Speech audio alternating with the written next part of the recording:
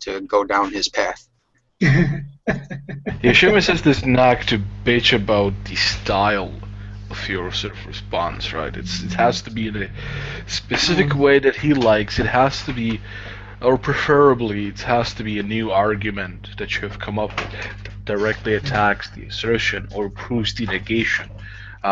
He Yeah. doesn't like it. He doesn't like it when people just make his argument null and void by proposing a logically plausible scenario where his argument holds, and yet it doesn't lead to his conclusion. Right, that pisses him off. You mean like a reductio argument? No, I would say rather it would be a well, yeah, reductive would fall in that too. Yeah. But I'm like more thinking of, for example, of what I did with the Kalam with him is that I explained him away how his argument could hold, like everything could hold, except the conclusion just doesn't follow. Like that, because his last sort of premise there is that it could not be anything. The cause could not be anything mechanical, because it was, if it was necessary and sufficient and mechanical, it would always be frozen in time, like a frozen lake.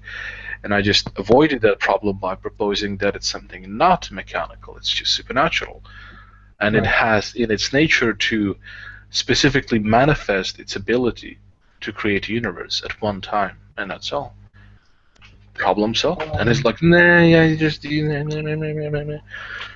Yeah, I think the whole issue with that is, well, they get around that by proposing that the only thing that we know of that is sufficient for that cause is a mind. That's that's the only thing that actually we know of that fits. So proposing this supernatural entity, like we don't know what it is. So it's better to say it's a mind than to say it's some sort of supernatural entity. Which I don't know. I don't really agree with that because I don't think there is any reason to think that minds are supernatural to begin with. Exactly. Right. So it actually, we don't have any example of anything such as that, because what they're proposing is a disembodied, non-physical, supernatural mind that affects the natural. We have nothing like that.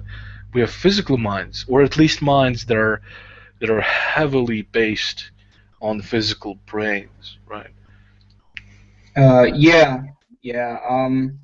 It's just even the very concept of the supernatural is kind of odd and difficult to define in any way. It's a negation, right? It's essentially a negation of what we know exists, such as the supernatural. Yeah. It says it's not that, it's not this, right? You see this chair? Well, the thing that I'm talking about is not this chair. You see this apple? Well, the thing that I'm talking about is not this apple. Yeah, sort of causality without principle is very bizarre to work with. It's not just the problem of causality, it's the problem of like its own nature, like ontology. Like, what the fuck is the nature of the supernatural? How can it exist? By what means? Like, what is it? Yeah, well, I think sort of the key to it is to sort of attribute some sort of personality to it, which is problematic because it's sort of what we know of as personality is, attributed to human beings, which are very much material. Right, it's so vapid, right? It's so empty. It's like just basically saying, okay, there's this thing that can do stuff. In fact, it can do everything possible. Okay, so what it is though? I don't know, but it can do stuff. It's not mechanical, but I don't know what it is. Okay.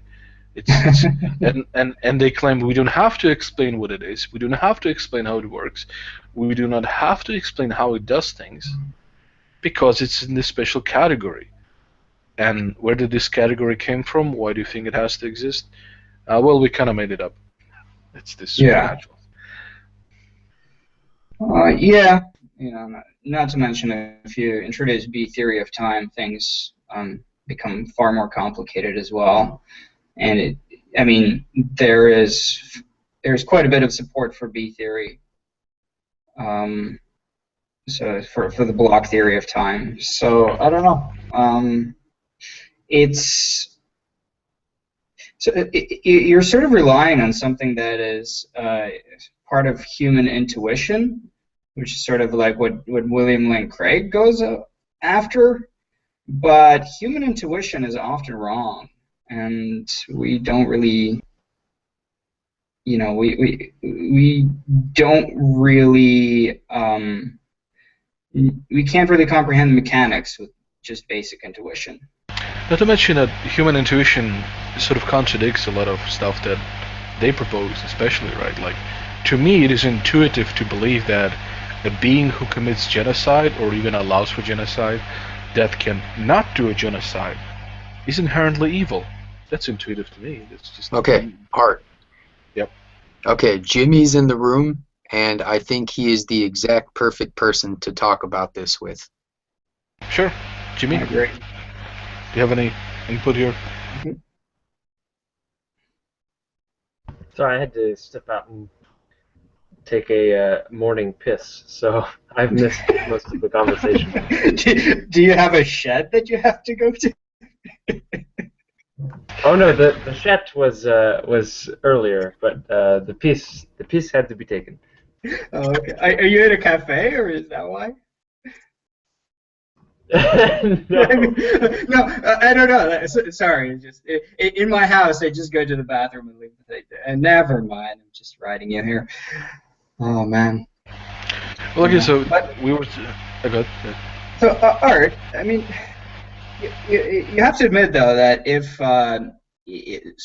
if genocide is justified, right, then it's really not an issue to call it immoral, Right, but right? not intuitively though, right? And I'm saying this: if your basis for establishing what God is, and that He exists is on basis of intuition, then it can also destroy Him, because intuitively, a being that can avoid genocide and in fact increase maximal well-being, or solve the situation without actually killing anybody. Yet he doesn't. Yet he commits genocide. To me, intuitively, and to a lot of people, in fact, most people would say, if you would put this story from the Bible of the Canaanites, and without telling them that this is from the Bible, or just changing a few names here and there, they'd all say, "Well, that's fucked up. That's evil. No, that being is evil." Well, see, the problem with I agree with you there that sort of intuitively we think, all right, well, if you have all the resources available to you, you should be able to avoid things like genocides. I mean, that's sort of what we as human beings strive towards, right? Right. But on the other hand, though, you are dealing with human beings here, so that the scenario is, all about human beings, and this God, essentially, you need to change human nature in order to avoid the genocides. Or sort of the natural world. In other words, maybe like such abundance of resources that there's nothing to fight over anymore, or something like that. Which is not a problem. Like, or just make human nature different. Yeah. Which is what you said, right? About Yeah. I don't see a I problem guess with it comes down to the idea of like, is suffering necessary in some way? that. And it's not. No, not if you have a supernatural worldview. Unless you're gonna say that it is necessary because the being who you claim is the standard for good says so. Then sure, yeah. Right. But I don't buy it. Wouldn't you like it? Basically, let's say we eliminated human suffering as we know it, right?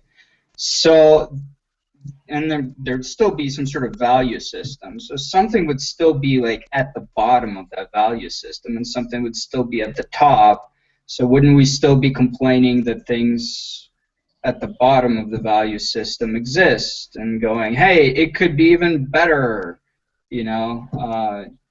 No matter, so as long as there's some sort of dichotomy between things we value and things we don't, you end up with unsatisfied human beings. It's not about being sort of unsatisfied. It's just that there's a delineation between a sort of scale of well-being and there's a delineation between well-being and negative non-well-being, right? Like death, Right. torture. You know, this is not on the scale of well-being. This is on a scale of not well-being, right? And we see intuitively the God of the Bible to quite often go down the scale to non-well-being when he's trying to do something good, even though he claims to be justified because these humans that he's killing are so evil. If I was a god, for example, if any other human being was a god, he had all the power it's possible to have. He could do anything logically possible. None of them would have chosen to actually kill all of these people, even though they're such horrible monsters.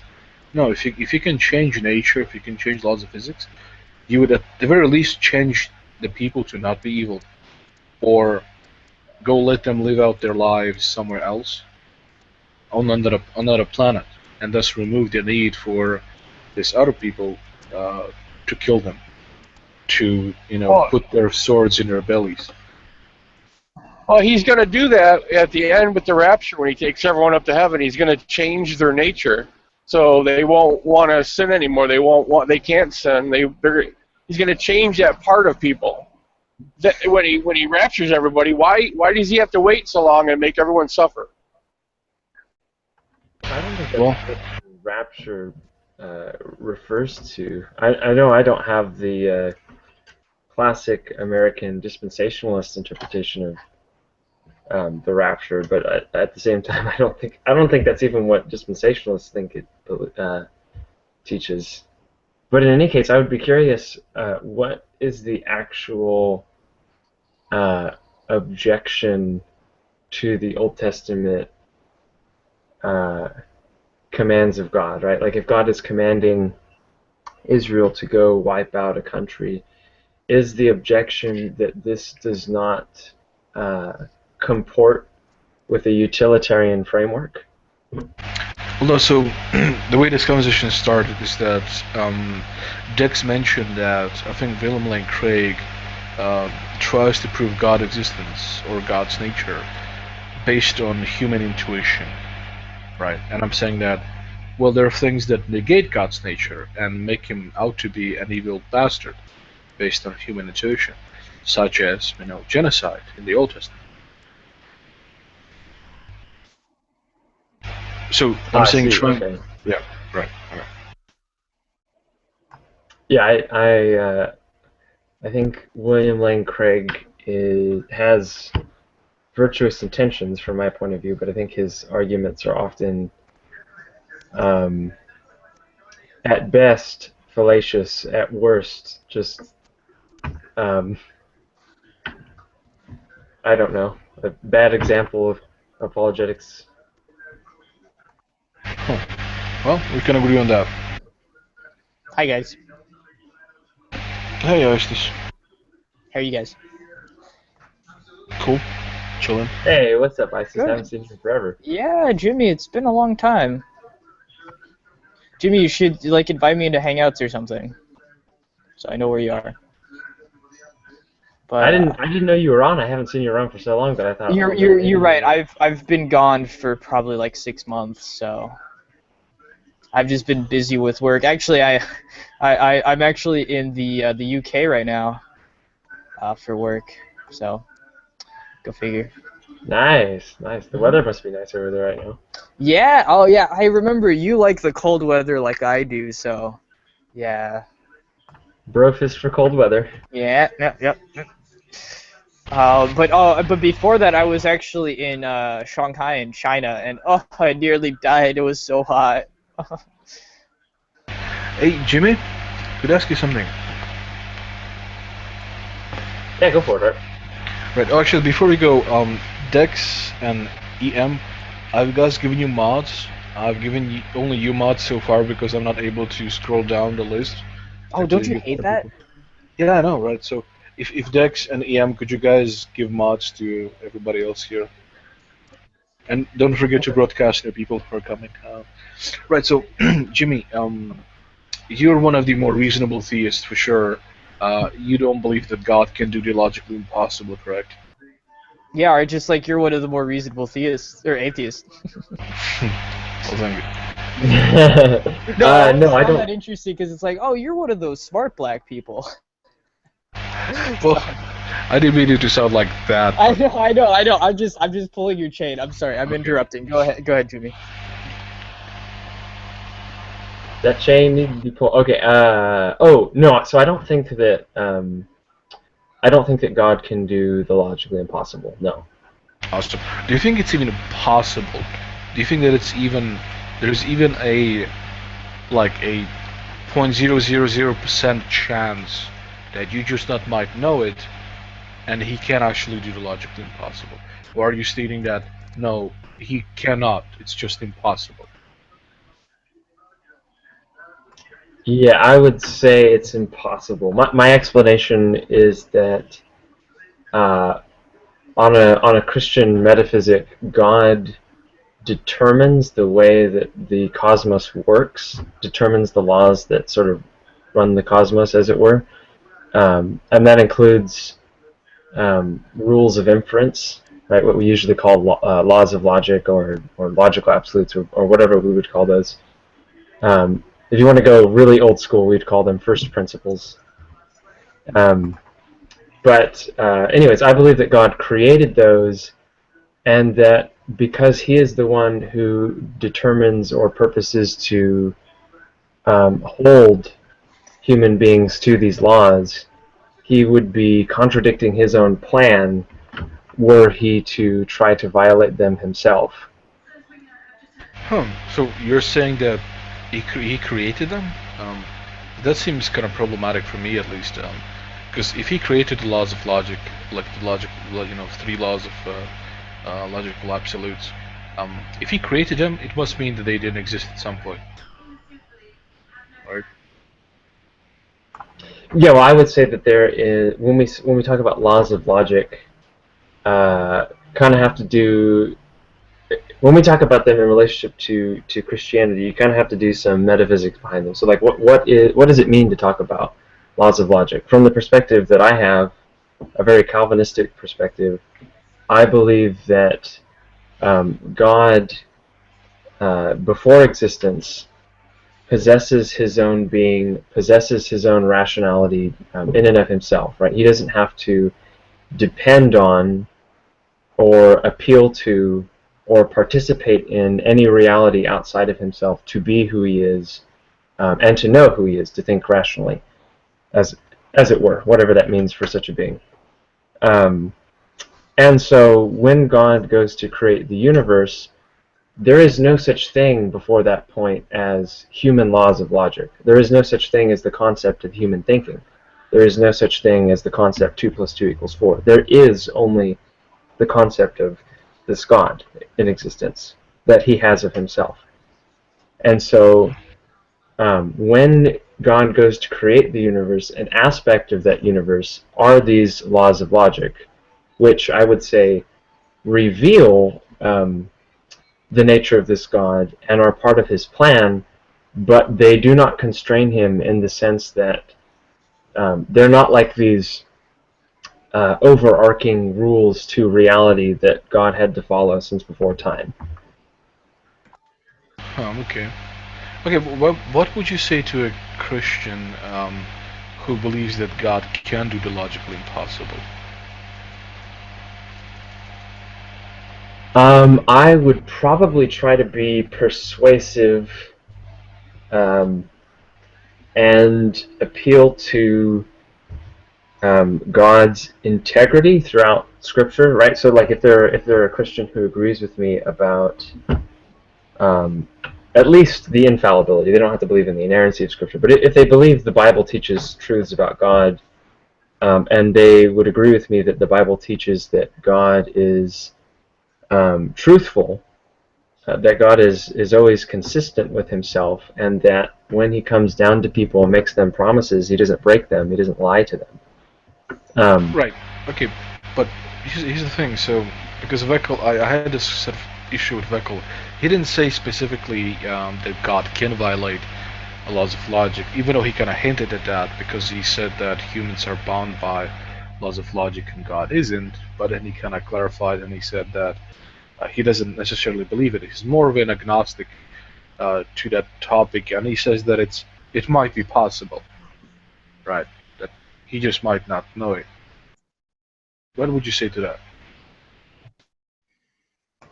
Yeah, I would just try to convince Beckel my point of view, which is that no, God can't be logical, but it's not because it's not that God has to be logical just in case there's some kind of Platonic form or other God or some kind of concept in his mind that constrains him to a certain process of thinking.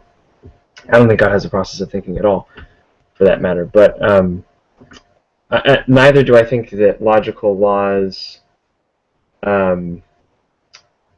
are eternally bound in God, so that God has to be thinking about how humans think prior to creation.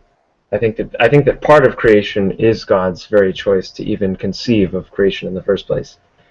But what I would say is to Veckel is I think the Bible teaches that God is faithful, that he has flawless integrity, and it is his plan to hold human beings to these rules of inference, to these laws of how we're supposed to think.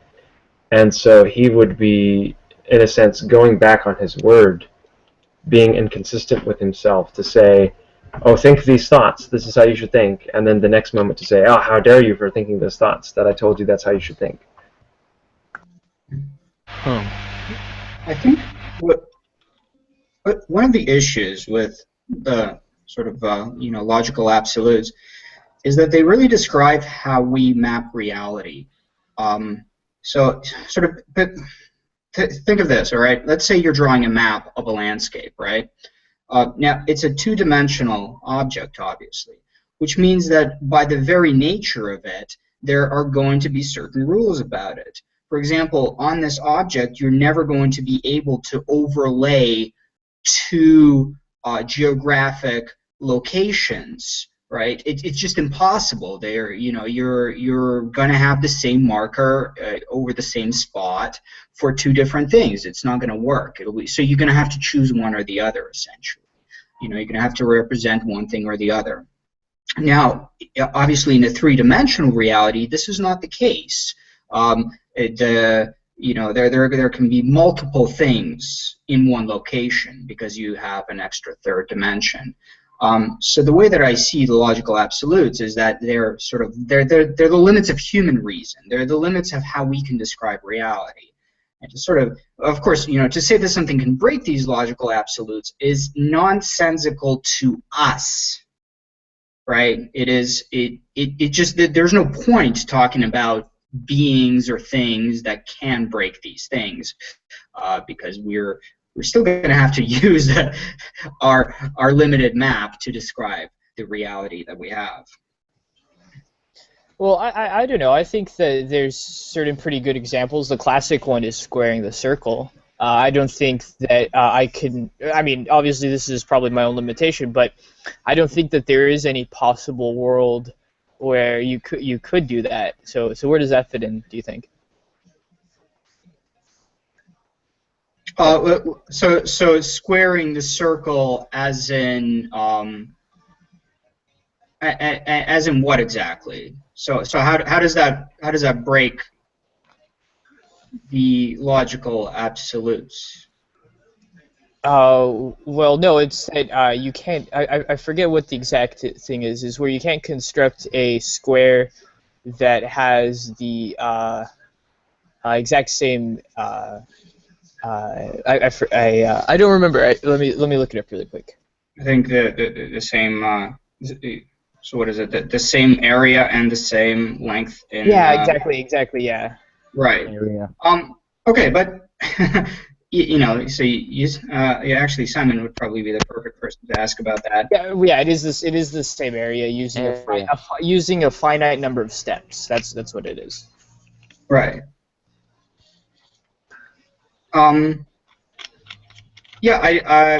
Once again, it's sort of so this is a part of reality, and I'm not really sure how this applies to the topic. I mean, but so okay, so now we pose this to a godlike figure to do this. Is there any way that he could do that? That's what we're talking about, it seems. Right. Well, even if he could do that, we would not be able to sort of comprehend it, because we have to work with what we have to work. Well, what do you mean? I mean, it would be a finite number of steps. Of course we would be able to comprehend it. No, well, once again, if it is impossible for us to work this out, right? If it is impossible according to sort of our the limits of our ability to map reality, then that's it. If there is sort of an extra dimensional being that says, oh yeah, this is possible, this is easy, and here's the steps, but we can't comprehend those steps. Well, mathematics is universal logic or universal language. I mean, I think that it would be comprehensible. It doesn't matter what intrinsically the symbols we are using. What matters is the syntax doesn't matter. It's the semantics that matter. And the whole point that I think Jimmy is getting across is that no, even God couldn't do that. That there are certain fundamental limitations on God, it seems. Or that he has to essentially follow the what we understand to be these limitations. That even he himself couldn't, given say the laws of planar geometry and construction, even he couldn't do wave his magic wand and make it that it's completely different because of how logically rigorously defined these things already are. No, I wouldn't say that he can't make them different. I don't know what that would mean. I think that's kind of Dex's point, is because this manner by which we think is so entrenched to our thought, like we can't really escape it to try to look at it from beyond. It's not meaningful to talk about the idea of different geometries, because the very semantics there, like the very meaning of those words, different and geometries, already relies on the very framework we're using, that we're trying to escape and talk about. But what I would say is when I say that God cannot create a square circle, I think the point that I just want to be very careful to make is that which I take to be a fact there, that God cannot do that, is not because prior to creation there is mathematics as sort of a framework standing over God that dictates how he works. Mm-hmm. Neither is mathematics an eternal concept in the mind of God, at least not the way we think about it. But mathematics, laws of cardinality. What does that mean, Jimmy? Mathematics is not an eternal concept in God's mind the way we conceive it. What on earth does that mean? Well, that it's a human construct, essentially, right? Yeah. Yeah. Anyway. So without humans, mathematics, No. There's multiple variations on this. So there's mathematical realists, there's mathematical fictionalists, there's But Jimmy's claiming to know the truth. So which one is the truth? Well, no. These are all kind of interpretations of the process of coming to terms with our understanding of mathematics. It doesn't really. It's like which is the Copenhagen or the de Broglie-Bohm interpretation correct? It doesn't really matter. It just matters that the equations work. Jimmy's claiming he knows. Simon, I think you're getting away from the point. Really? Yes, I do think so. How so? Because you didn't let Jimmy I finish, just first of all. repeated back his sentence, which had absolutely no meaning in English, and you're Yeah, it sitting there did. trying to defend it. No, I mean, I understood it. I mean, maybe you didn't, but I definitely understood No, what he's getting I at. really didn't. No. Well, no, okay, so like I said, I rephrased it. He was basically saying that mathematics is a human construct, as we understand it. Is that correct, Jimmy? That is definitely sufficient to describe it. I would say that it is a created concept. So it doesn't exist prior to creation Of course, in any you way. created, Jimmy. You're not helping matters by doing it. By being Well, I would say mathematics is discovered, but again, it's all really, a distinction without a difference, really, in terms of actually propelling mathematics forward. But And you don't see that as presuppositional? To say it's created? Simon, it really doesn't matter. Like I said, this is all besides the point. Oh, okay. I don't understand. I don't understand the question. Is it presuppositional? Jimmy, yeah, don't worry about it. Let's get back to what we were talking about, if you don't mind. Okay, so I'm just trying to point out that, yeah, I'm trying to be careful to say I do think that God cannot contradict or violate laws of logic, but I think that's because in the same way that if I go to write a book, I wouldn't want to burn the paper that I used to write that book, so does God, who wants human beings to follow these laws, not act against them.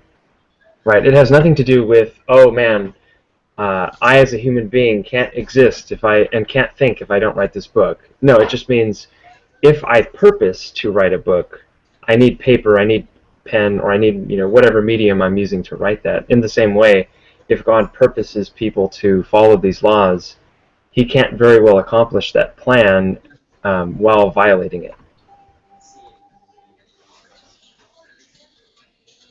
Right, because you have this set of rules essentially, and there's no way that God could rewrite one of those rules to then allow him to do something else, because essentially those rules have been spoken, they've been put down, and like you're saying, you're essentially either inking over part of the rules so that you can kind of nudge it one way, and that's just stepping outside of the already defined rules that were used to put forward that, and you're essentially just proving a different thing rather than proving the thing that was written down that we were trying to prove. It's like trying to prove that two.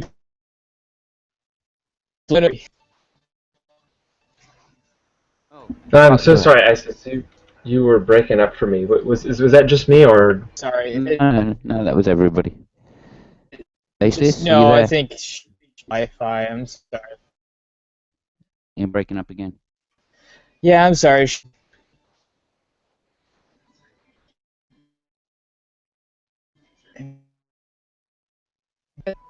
Here, because No,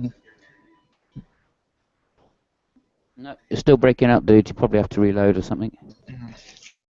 no, like I said, it's just the shitty hotel Wi-Fi. Oh no, not the hotel Wi-Fi's. I know.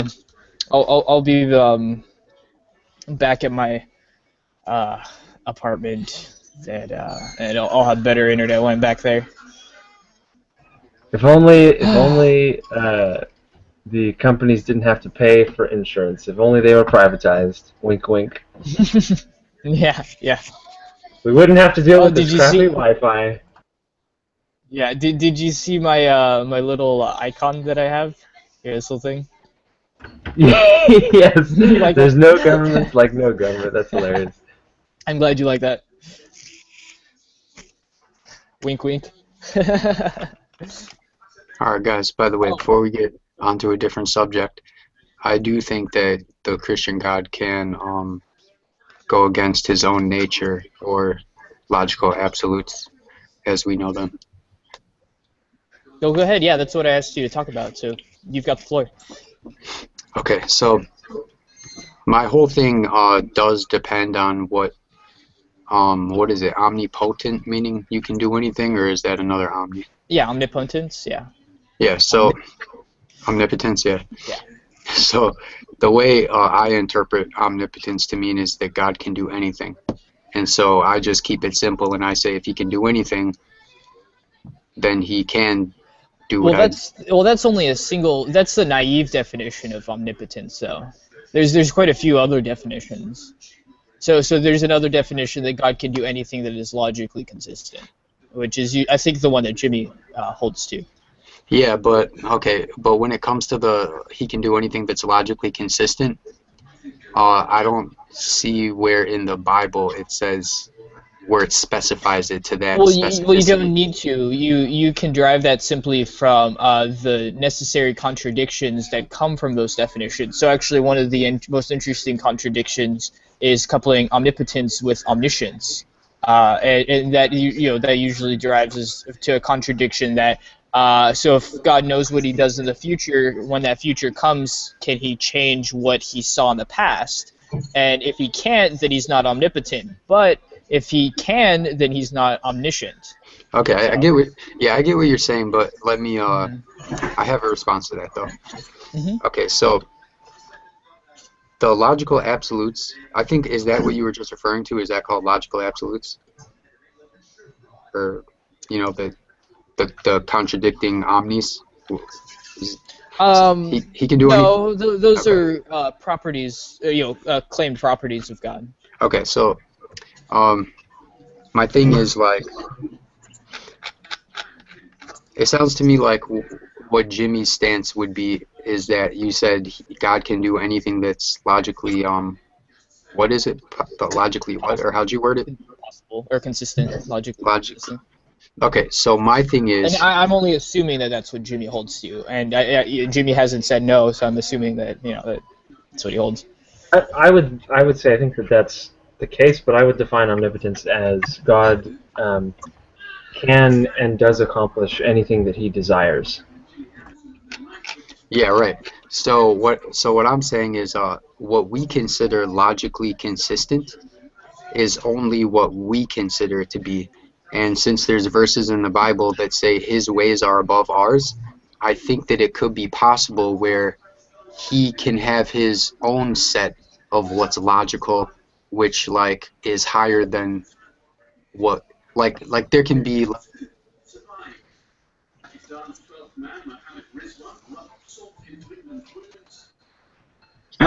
You just cut out?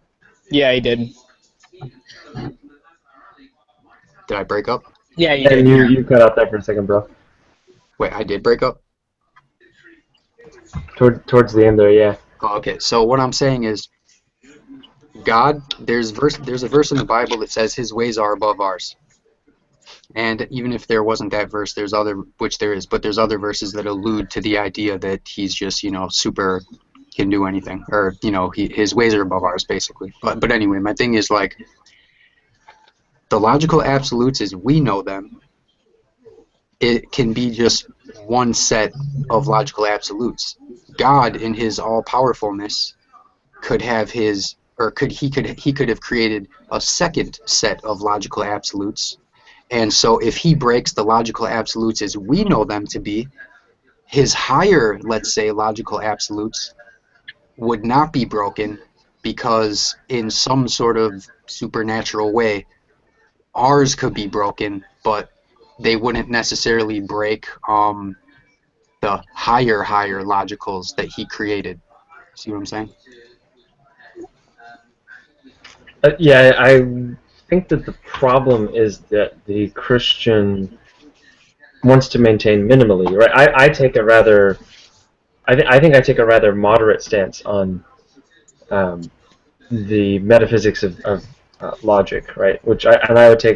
I would at least call my position a divine conceptualist position, which is the idea that God, which is the idea that rules of inference, what we might call logical absolutes, right? Like the law of identity, for example. These laws are concepts that God comes up with in his plan for the universe, and to which we are held, to which we are sort of bound and constrained in our thinking.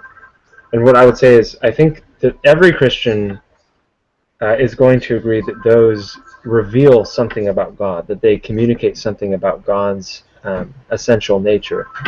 And so the problem is to say that God can undo or act inconsistently with those laws that he's enacted, which reveal himself, is to say that God can have a character contrary to what he reveals according to those laws. Okay, let me cut And in. that, go ahead. It wouldn't be that he's acting inconsistent. We would just perceive it as inconsistent.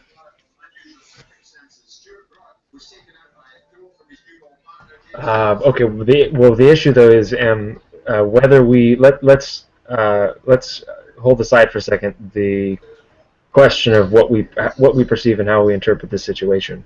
Let's suppose let's agree first that the Christian concept of God is that he exists a se, that everything that God possesses, that every property that God has is private to him and is essential to him, such that he does not depend on anything other than himself to exist, and to exist as the thing that he is. And so when God has his nature, when he possesses and bears his own existence, that's not a nature that he shares with anything else, nor is it something that he derives from anything else. But in fact, oppositely, laws of logic would derive in some way from God, either from his character, as some theists suggest, or in my case, I would say it's from concepts that God creates that are part of his plan for creation.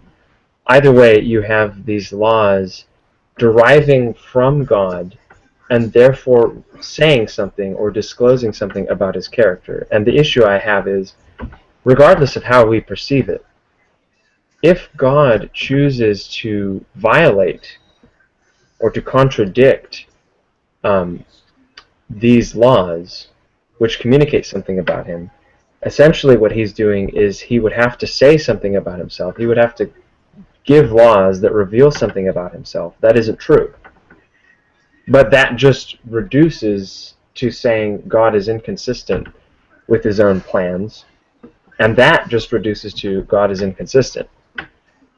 And so I would say, no, I don't think Christian theology, at least not the kind that most theists I'm familiar with have defended over the centuries, would admit the possibility of God violating logic. Okay, I think I get what you're saying, but I want to... Okay. How do you explain miracles? I mean, surely that is God violating logic. I don't think so.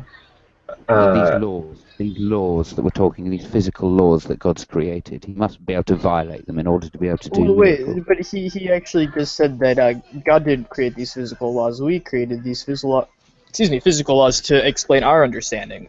So he's simply contradicting our understanding of the laws. Well, okay, wait, real quick. So that is partially true. The two can't be consistent. That's all I'm pointing out.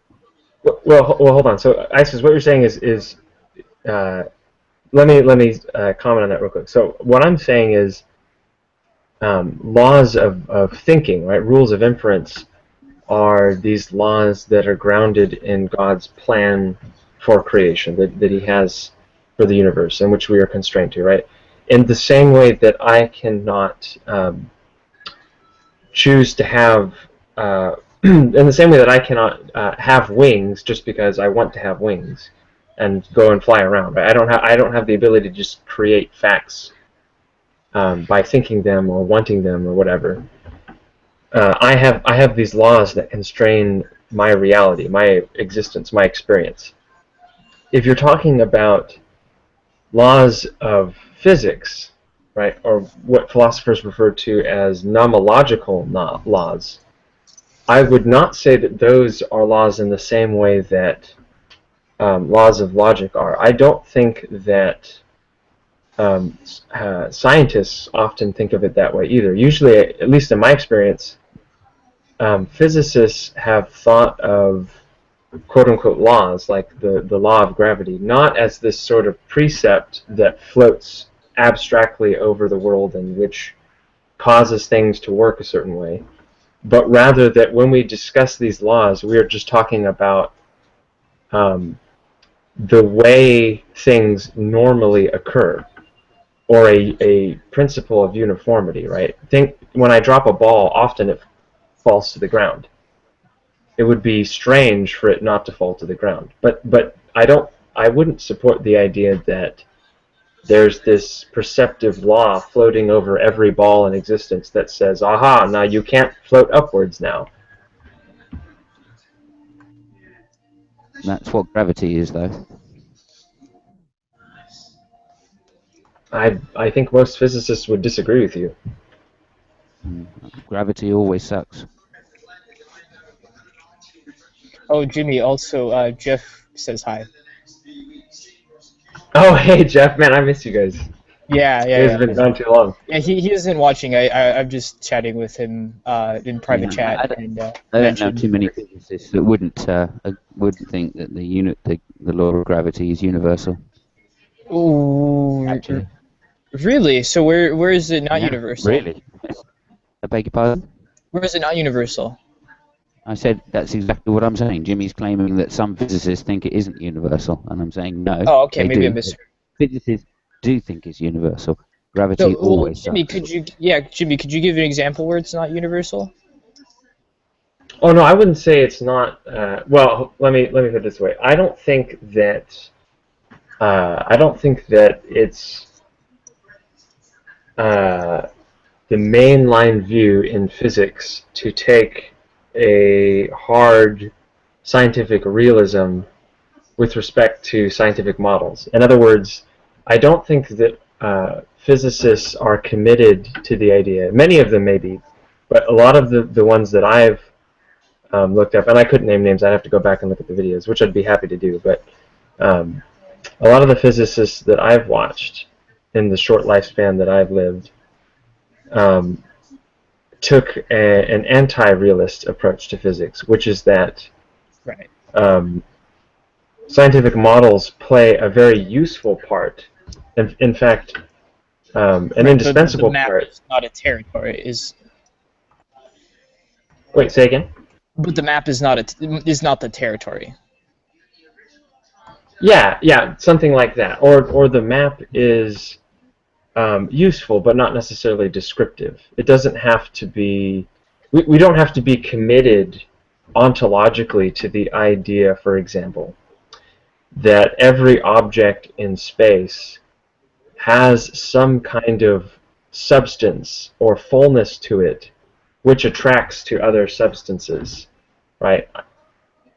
Like, Gravity so always sucks. We are an committed example to that. We are exactly committed to that. Okay, well, what's his name? You don't know. Well, and plus, there's also been a lot of absolutes, supposed absolutes, that were considered that aren't. So one of the things is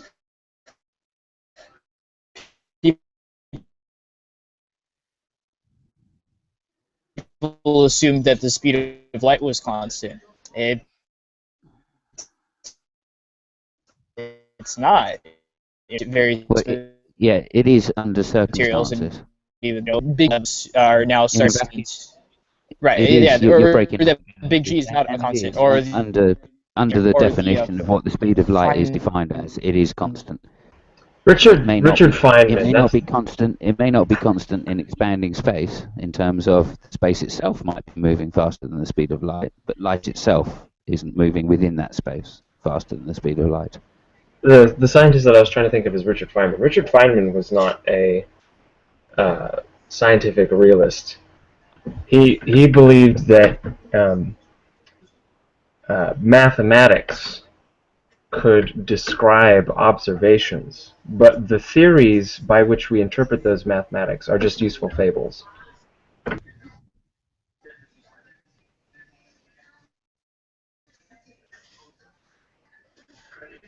Yeah, I would hold to that. Mathematics is descriptive.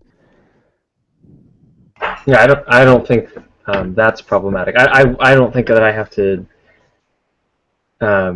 die over that either. I think you can take a fictionalist approach. But either way, the point being is that when God accomplishes miracles, I don't see how he's accomplishing an illogicality.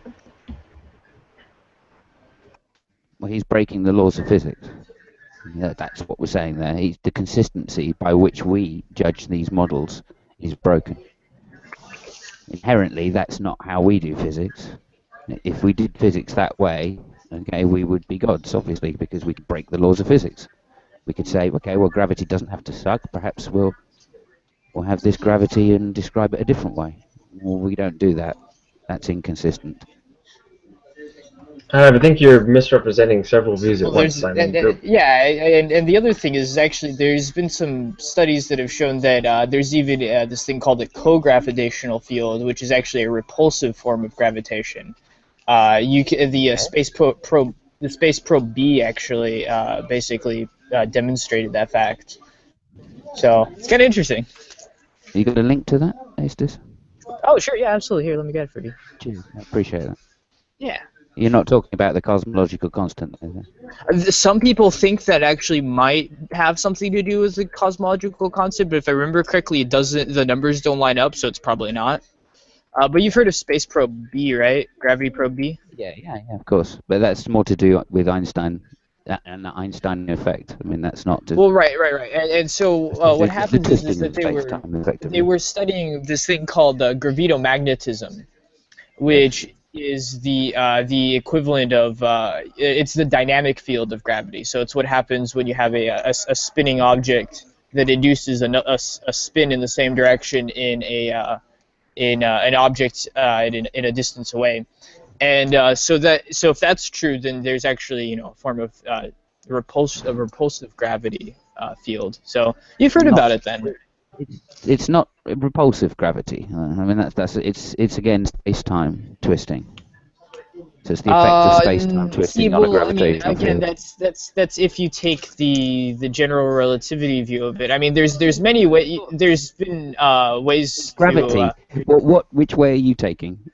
It's gravity. We have to take the relativistic view. Well, still, but again, there's many different types of interpretations of gravity. I mean, general relativity is one way of interpreting it. But I mean, Lorentz had a very interesting form. I mean, I'm not saying that the ether exists, but basically his equations do work, even without and there's actually been ether. They don't. Yeah, they do. There's been even relativity. If we'd stuck with Lorentz, I mean, No, but those there's modifications that Einstein made aren't made on the Lorentz transfer. Those corrections, Einstein. Hey, Simon, how about you let me finish, because there's been etherless variations of Lorentz's theory. Okay, now you can go. Right. So those corrections that Einstein made are the Lorentzian transformation. Yes. Are they not? Yes, of course. Okay, so we are agreed with that. So you can't really use Lorentz, all right, Lorentz's theory even of relativity to explain what happens for Einstein relativity, does it? Can you? That would be nonsense. What part? What do you mean, what part? I mean, you have to introduce C, right, as being fixed. But again, there's been evidence that shows that C is not fixed and that it does actually change. And we'll have that evidence from you, please. Okay, sure. Just a Any second. evidence that C is not fixed, please? Yeah. Within its definition, of course. Well, no, they've just defined C recently, but yeah, here you go. Here, I'll give you the layman article, because that's usually. Anything you like, dude. Yeah. Here. Don't matter. Life science is fine. Anything to start me off would be good. I can find out from Definitely. following it further. Yeah, here you go. It's from 2013.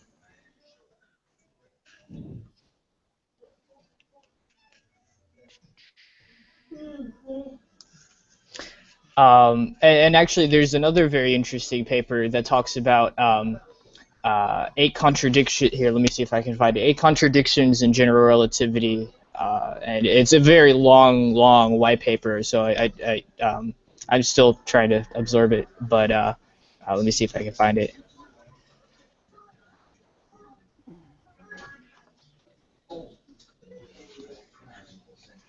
Hey, by the way, Simon, I wanted to address Jimmy, but I think you and me were, I wasn't going to say it exactly the way you were, but I think we might be on the same page.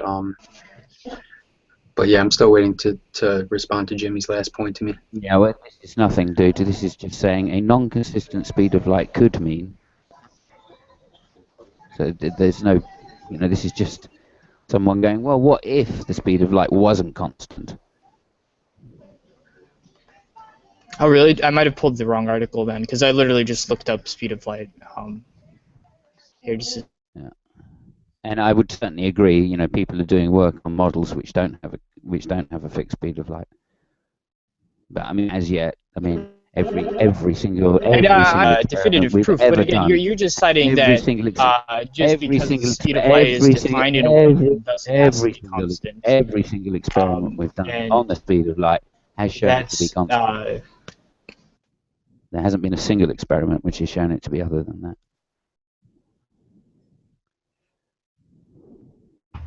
Well, okay, but anyways, so I guess going back to the original topic, I don't see how miracles are an accomplishment. Hey, why'd you mute me, Nomo?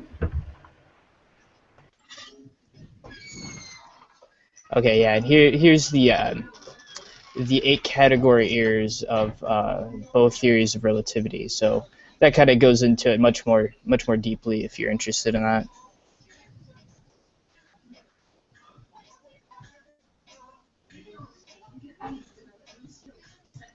Anyway, I think we've gotten way down the garden path with this. I think that actually no, Simon was interrupting me, but anyway. I was trying to have a conversation with Jimmy, and then, Simon, butted in. Yeah, he's fuck off. Yeah, oh, okay.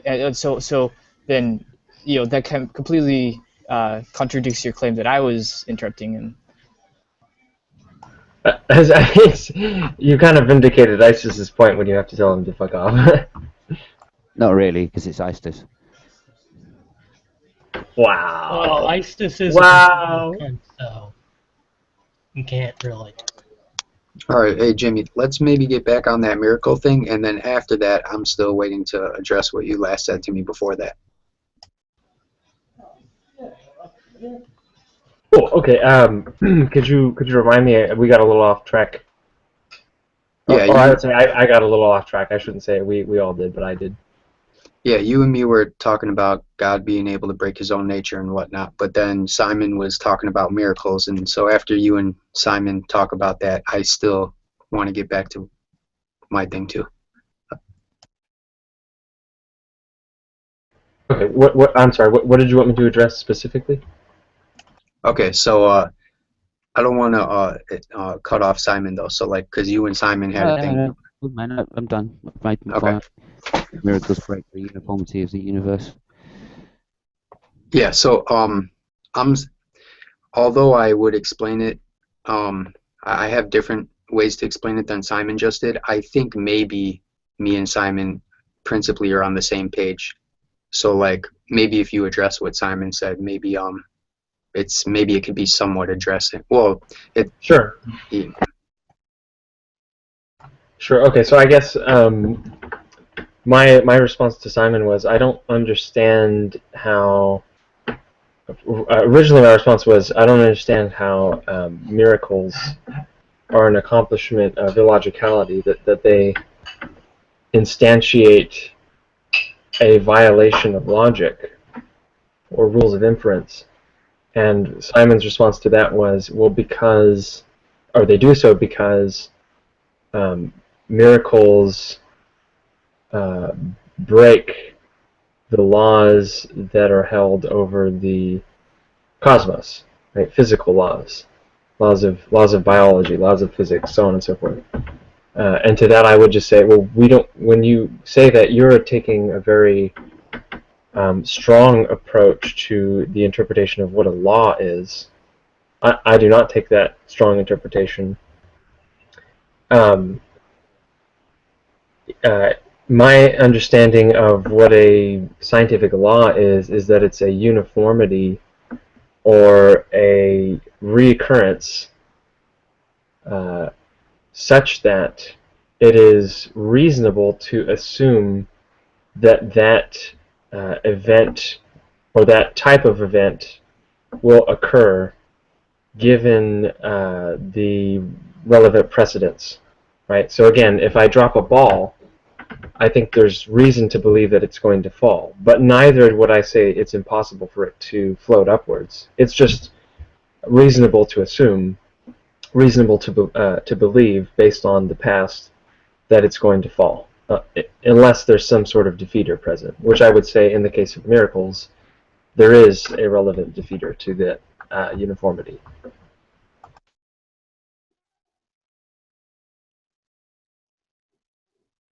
Or I know I talked too much, but just to follow up, because I remembered what I said last night. I pointed out that I thought that Simon was misrepresenting several views, and I guess the two key things that he was misrepresenting are, number one, it is a particular philosophy of science which is disputed amongst philosophers, scientists, and other sorts of intellectuals, that scientific laws are actually precepts or absolute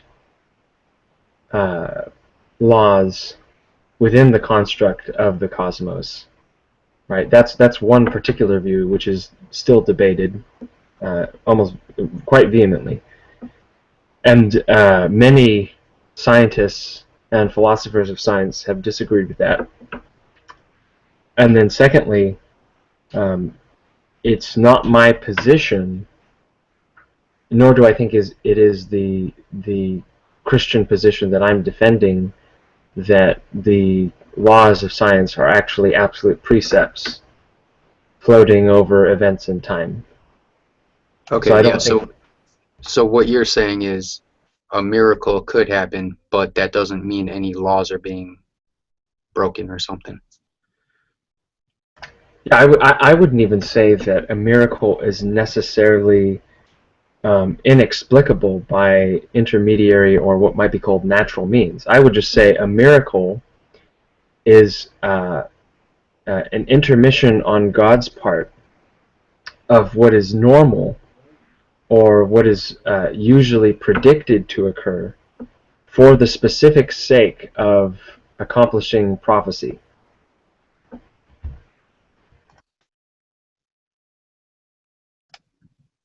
Okay, so I guess the ball might be in Simon's court now to respond, because that's not my Really? bar. I wasn't listening. Sorry. I tuned out.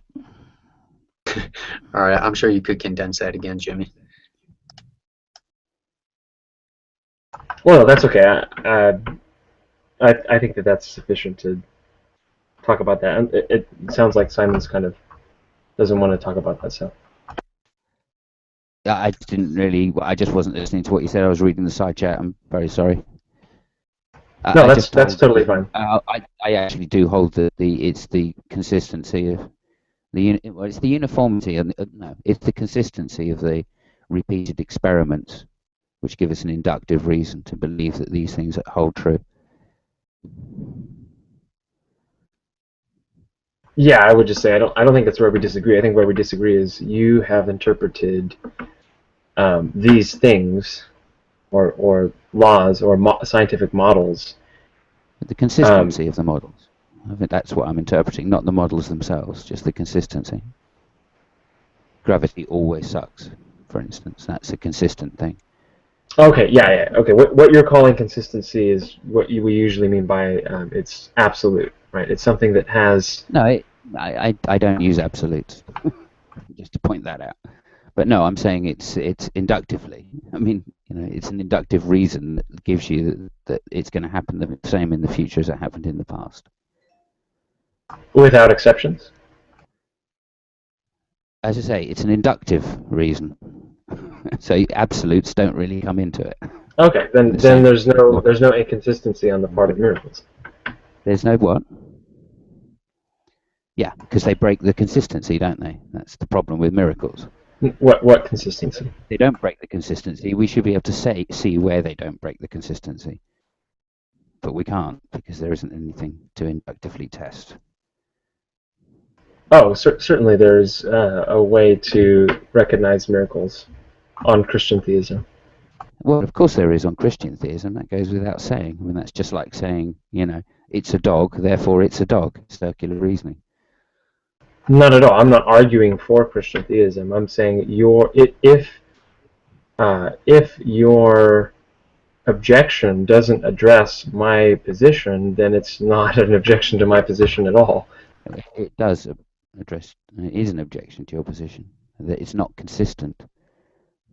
How so? I don't know what part of that you don't, because it has to break this induction, doesn't it? That the same things happened in the past the way they happen in the future. That has to be broken. Okay, you said that such inductive inferences are not absolute, meaning they can have exception. So if they can have exception, how does a miracle break that inference? Right, because they can only have exception by breaking the inference. So they break the inference in order to be an exception, my point. Only if the inference is absolute, but you just accepted that it's not. There aren't absolutes, Jimmy. It's only in your worldview there are absolutes, and only because you presuppose absolutes. Okay, well, if that statement is true, then by definition it has an exception, and an exception to a relative statement is an absolute statement. So right, therefore, yeah, exactly. You just made an absolutes. absolute statement that there are no absolutes. Right, so if I were to say to you, incompleteness theory, that there are some models that we know are true which we can never prove to be true, and yet there are some models we know to be false that can never be proven to be false. This shows that there are no absolutes. Okay, now if you call that an absolute, all right, it's an unknown absolute.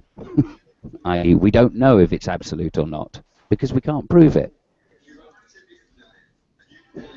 So what are you saying about it being absolute? And no, can but you there prove it's absolute? that does no, and again that only Can you is prove it? for very, very special sets of infinite symbolic languages. That doesn't mean that there can't be things that can be proven absolutely, though, or that there are no absolute statements. All that means is that if you take an infinite set of infinite symbolic languages, is that there are certain things that in these languages can't be proven within themselves, but may be proven in others, but that none of these infinite languages can prove everything.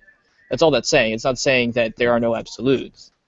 Well, again, when you say absolute, okay, you're now redefining absolute within a context, which takes it away from being absolute. Well, I do So know. yes, I mean, I think that within the context of a number system, we could say 2 and 2 is 4, absolutely. But you have to put it within a context. And it's that context which I'm pointing out to you stops things being absolute in every sense, like the incompleteness theory proves. Give me a context. And that's what no. Again, He's claiming that there is an absolute. No, you're really misinterpreting what's that saying. Give me a context in which 2 + 2 does not equal 4. How about that? I mean, unless you redefine 2 or the addition operation or equality or 4. Yep. I can do any of those. But again, there would still that's just doing a syntactic reassigning. That's not a semantic reassigning. Semantically, 2 + 2 will always equal 4. You can do a syntactic reassignment, and sure, I mean, you're creating a context. Exactly. That's my point. It's not absolute within it's not absolute outside of its context, is it? Because we can redefine things. We can say, well, this 2 is different from this 2, or you can do all sorts of things. No, you're just doing or the addition process means add 1 at the end. Or again, like I said, all you're doing is just a syntactic substitution. Exactly. It doesn't matter what symbols you use. Semantically, these truths will always be, and they always were. It's the whole thing. Right. So I you don't give get. those- so provided you give those presuppositions, we can have absolutes, right? That's what you're saying. Look. And then the No. incompleteness What I'm theory saying. says No. that's What not I'm saying. possible. No. What I'm saying is that we can call two-condition table, right? But the underlying operations are what matters. It doesn't matter what the words that we're using, what they dictate. It's what is being dictated underneath those words. And that you can play around with the syntactic substitutions as much as you want. It doesn't change the underlying truth of these arbitrary constructs that we're using to explain these absolute truths. Provided you have your precepts firmly in place. What I agree with you. precepts? What precepts? Well, things like the axioms of mathematics or arithmetic. Well, I mean, I would say that the axioms of mathematics and arithmetic are inevitable, and inevitability is maybe a proxy for absolute. Right. So I don't know if they're really Okay. presuppositions, but that they fall out simply of the fact that they are necessary for any kind of rational discourse in any subject. I wouldn't say that exactly, no. Really? You but wouldn't? within So wait. How could we go to the moon or build medicine without addition and Well, you logic said and math? Again, you used an absolute there. You said any subject. Again, well, like I said, how could we do any of this Well, stuff? we stay within mathematics. How could we talking do about even mathematics? philosophy? Because it How could we depends on do the even philosophy? presupposition. How could we do Because- philosophy or even psychology or any of these things without a grounding in these kind of things? Well, why would you do art without a grounding in it then? That's what you're saying. Why would you be surreal? Why would you be abstract? Why would you be... Well, again, there are there is things that like are- but like I said, things there are like different perspective. subjects. But They're things like different subjects. perspective, They rely on vanishing different points. subjects. They're different subjects, and they rely on different logic- presuppositions. No, they don't. Things like perspectives and vanishing points and these kind of things are well grounded in mathematics and logic. Like I said, I mean, yes, you can throw them away because you have artistic license, but what I'm saying. that doesn't. Well, but again, you can don't need throw them to you do can art. throw. You don't need No, them but to like do I art. said, They're essential. like I said, Anyway. the same. That's like trying to throw away mathematics and logic because you have artistic license. Yes, you can do that, but that doesn't lead to much. Well, it leads to you not being absolute. That's what it leads to. No, it really doesn't. Like I said, You don't have to have these things to do art. It's not absolute a requirement that you have a vanishing point to do art. I don't know. I think that this goes back to the whole modern art thing and the kind of the regression of that art has taken in the last century. I mean, there used to be seemingly absolute rules to art and things like aesthetics and these kind of things, and most artists in those times used to study for long periods of time studying the classics and these kind of things because it actually took time and skill to develop these things. But then simply artists just threw them out in the last century as if it was some stroke of artistic genius or something like that, which I think is actually kind of naive to assume that. I think that really it was just I mean, there's a lot of reasons. I mean, first of all, there was like the CIA funding a lot of this art, but the other thing is that again, it was probably just a naive rebellion against these set traditions that have lasted for so long. It's like trying to reinvent mathematics by throwing out addition. I mean, how do you do that? No, You're going to just simply reinvent addition. You're going to simply That's what we reinvent do. perspective. That's what we do. No, you That's what don't. we No, do. you don't. No, Yes, you we do, Estes. No, you don't. No, That Simon. happens. That happens, and No, we you use the don't. mathematics based on that. You reinventing a wheel. It's not you inventing it. It's you simply just having to do all the hard work to get back to the same place that someone got to thousands of Nope. years ago. It's not. No, It's not not at all. pushing. Yes, it is. There are modern forms of mathematics which they're not unrelated, but they Give an example. require. They're called Higgins numbers. Where Higgins the numbers? commutative properties, where the commutative properties of numbers are changed. Okay, well that's abstract algebra, and abstract algebra's been around for centuries now. I think almost 2 centuries. Okay. I'll look it up. I mean, I might be wrong, but No, you're not. It's abstract. You're right. And it's my point about art. It's abstract. Higgins numbers don't even exist. Yeah, I let just me looked jump in. them up. Let What are me you even jump in talking here. about, Okay. Simon? Let me jump in here. Mathematical constructs. What are you talking about existing? They're descriptions, right? No, I looked it up. There's not even a Wikipedia article. How about you give me a Wikipedia article on Higgins numbers? All right, let me Okay. try and find it. Okay, thank you. It could be called Higgs numbers as well, but I don't Higgs think numbers? it is. Okay. Something like that. It's something like that. I was unsure of the title when I told you first. Uh-huh. I mean, there's Yeah, I Higgs think- boson. Yeah, I think that you guys are. Combinatoric properties of numbers. I think Isis, you're getting dragged into a tangent. we are, Your original point stands firm. You tried to give examples; they're being rejected. But to treat the rejection of an example as a rejection of the principle, which is being of course, yeah. explained, is fallacious. Exactly. So, Only if you make a presupposition as such. No, oh gosh, I forget what the logical fallacy is. That's the fallacy of refuting, huh? What is it? the fallacy of refuting the example. No, I think there's like a Latin word for it or something. It's like what is it? I forget. I'll see if I can find it.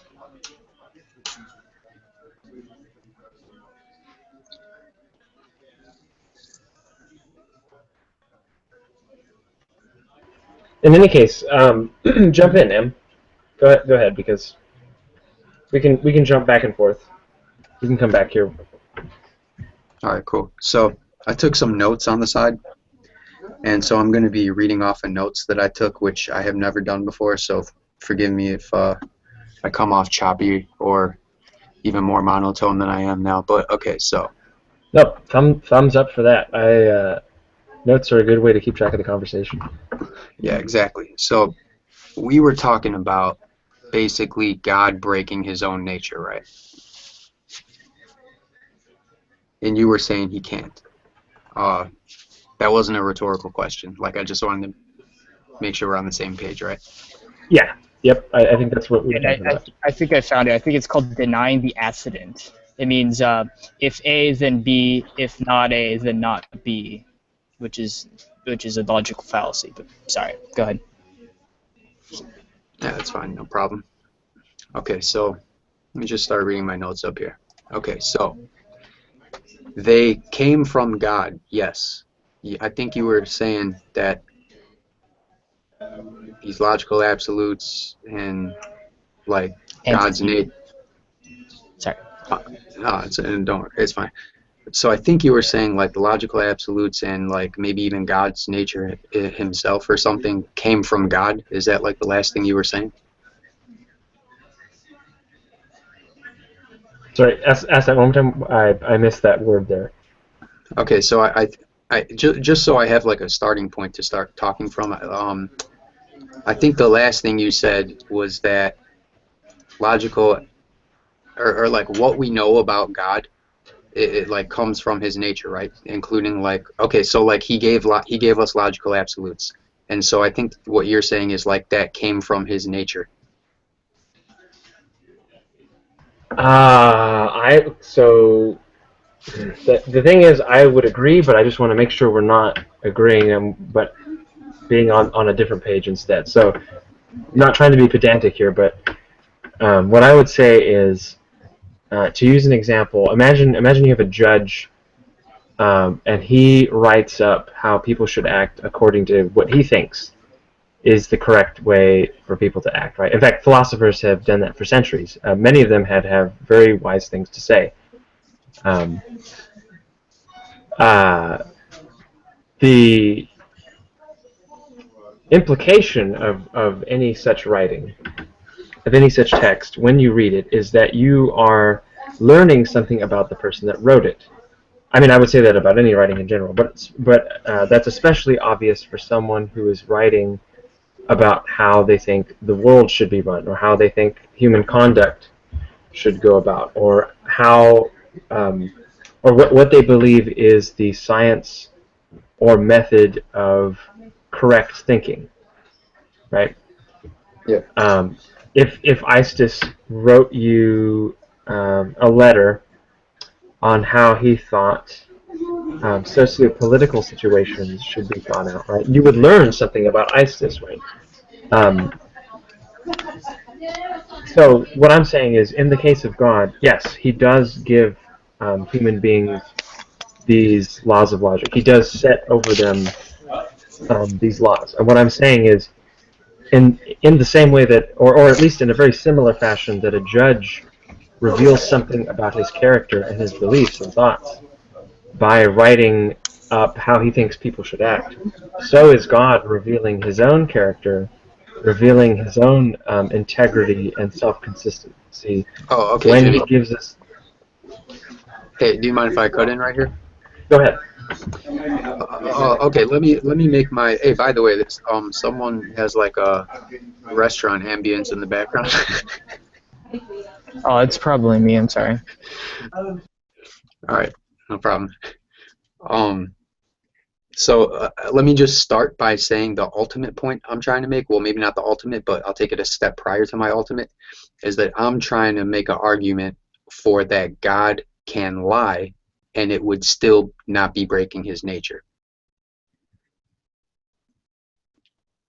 Right, and I think that, correct me if I'm wrong, you're trying to be intellectually honest, and you want to address my beliefs and my position so that when I respond, I can't use the objection or excuse, well, that's not what I believe, or well, that's not contained in my sources, right? That's what that's correct, right? I didn't understand that. Sorry. Okay, so what I mean is, like as with the last time we spoke, the key thing about these conversations is, in order to truly provide a reductio ad absurdum, in order to argue against someone's position on the basis of their own position, what you have to be acquainted with what they believe, or with what they take to be sources or standards in their system.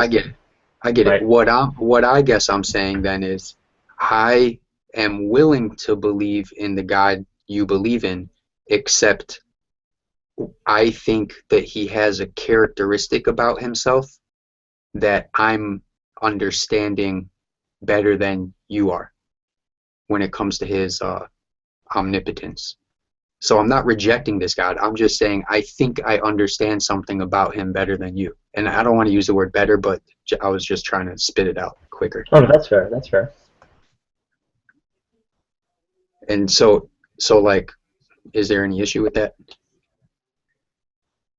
My response is just, I think it can be argued very easily from the scriptural descriptions of God that he cannot in fact lie, that he cannot in fact be inconsistent with his own character and existence, and so on and so forth. And so I think, yeah, the very original argument that I offered here was just that in the case of logical absolutes, in the case of rules of inference, because God has purposed to set these things in the order to constrain human thinking, to violate them, or excuse me, and these rules communicate something about God, for him to violate them is essentially for him to communicate something about himself that is untrue, and for him to do so is to defeat his plan, or defeat his purpose, to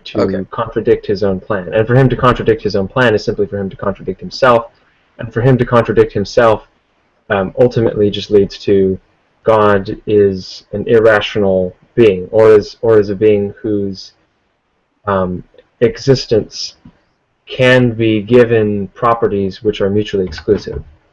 And I would Okay. say that is precluded by what the Bible teaches about God.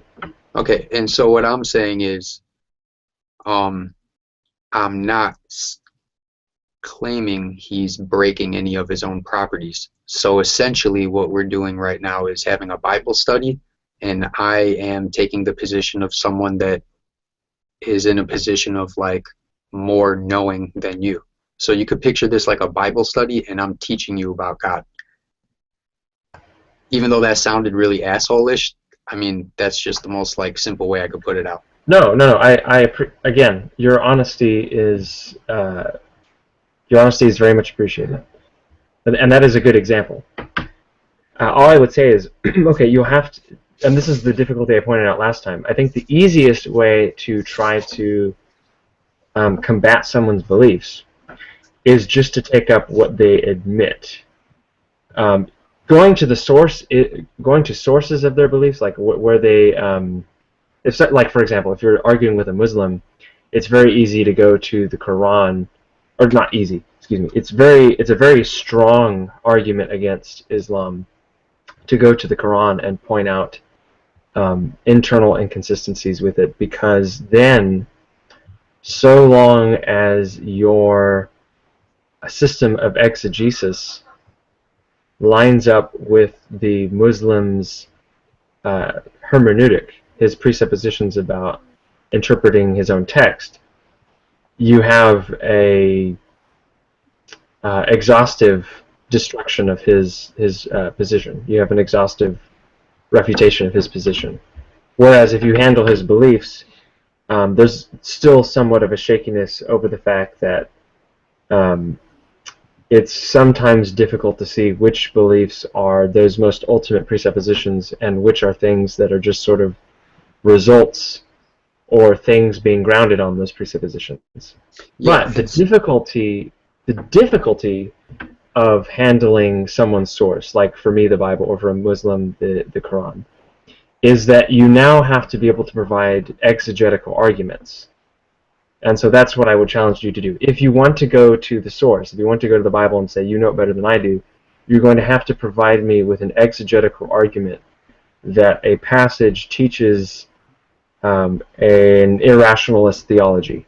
Or, in other words, that somewhere in the Bible, God is being described as a being to whom propositions can be ascribed which are mutually exclusive. Okay, an idea just came to my mind. I don't think that I have to do that hermeneutical thing, because I'm not disagreeing with your position that he's omnipotent. I think our interpretation of omnipotent is different, which I think, maybe this is not a perfect example, but it would be something along the lines of, we both agree Jesus turned water into wine, but we just disagree with what wine is. So what I'm saying is, we both agree he's omnipotent, but I just have a different understanding of what omnipotent is, and I think that makes me not have to do the hermeneutical thing.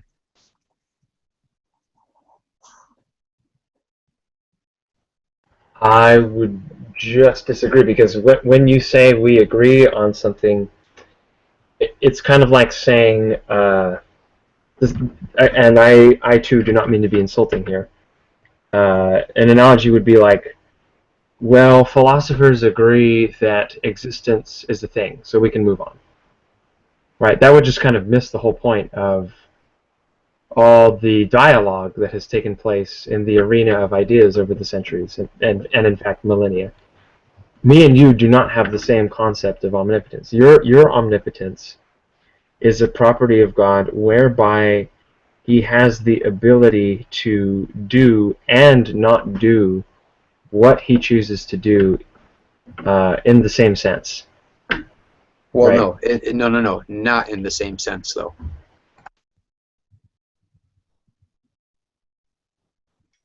I think what you're referring to there is going back to the idea of God contradicting created principles while he doesn't contradict his own. Am I right? I want to say yes, So I'll just say yes, but maybe I'll clarify after your reply. Okay, but I think I've already precluded. I think I've already anticipated and precluded that response, then, because again, it follows. I'm not saying it's merely problematic just in case God can violate creaturely principles or creaturely laws or creaturely rules that He puts in place. But what I'm saying is, it follows necessarily from the fact that God contradicts creaturely laws that he has put in place and which communicate something about His character, that He then contradicts them. What inevitably leads from that creaturely contradiction is the Creator's contradiction. Right, okay, so this is where an example might come in useful. I still think that you're characterizing my point as though God is breaking something. But I'm not saying He's breaking anything. What I'm saying is that we just think He's breaking something. So I'm not actually making the claim that He is breaking anything.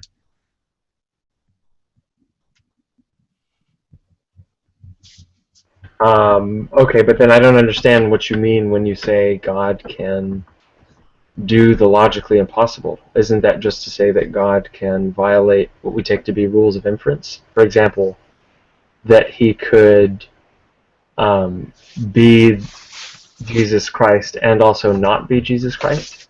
You're right. I worded that poorly from the get-go. What I'm saying is He's not breaking anything.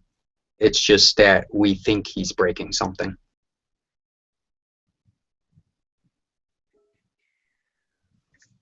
Okay, but what I'm saying is, I think we're going a little bit in the circle here. I think that I addressed this and I said, let's put aside human perception for a second. Let's not even address how we interpret or think about it.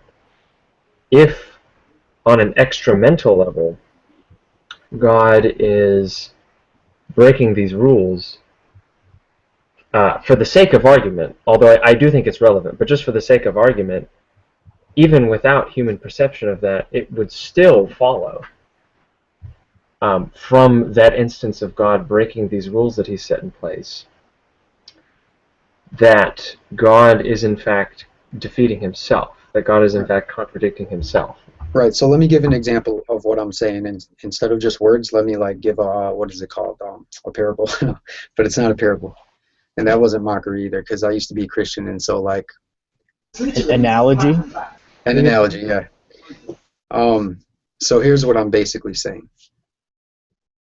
God can lie, and He wouldn't be lying as we think of what lying is, and therefore He's not actually, quote, lying. We just think He's lying.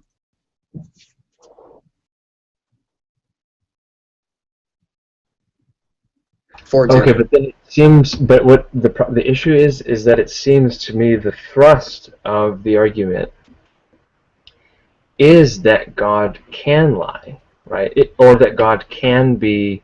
No, He can't lie. Well, wait a second. Okay. Really quick.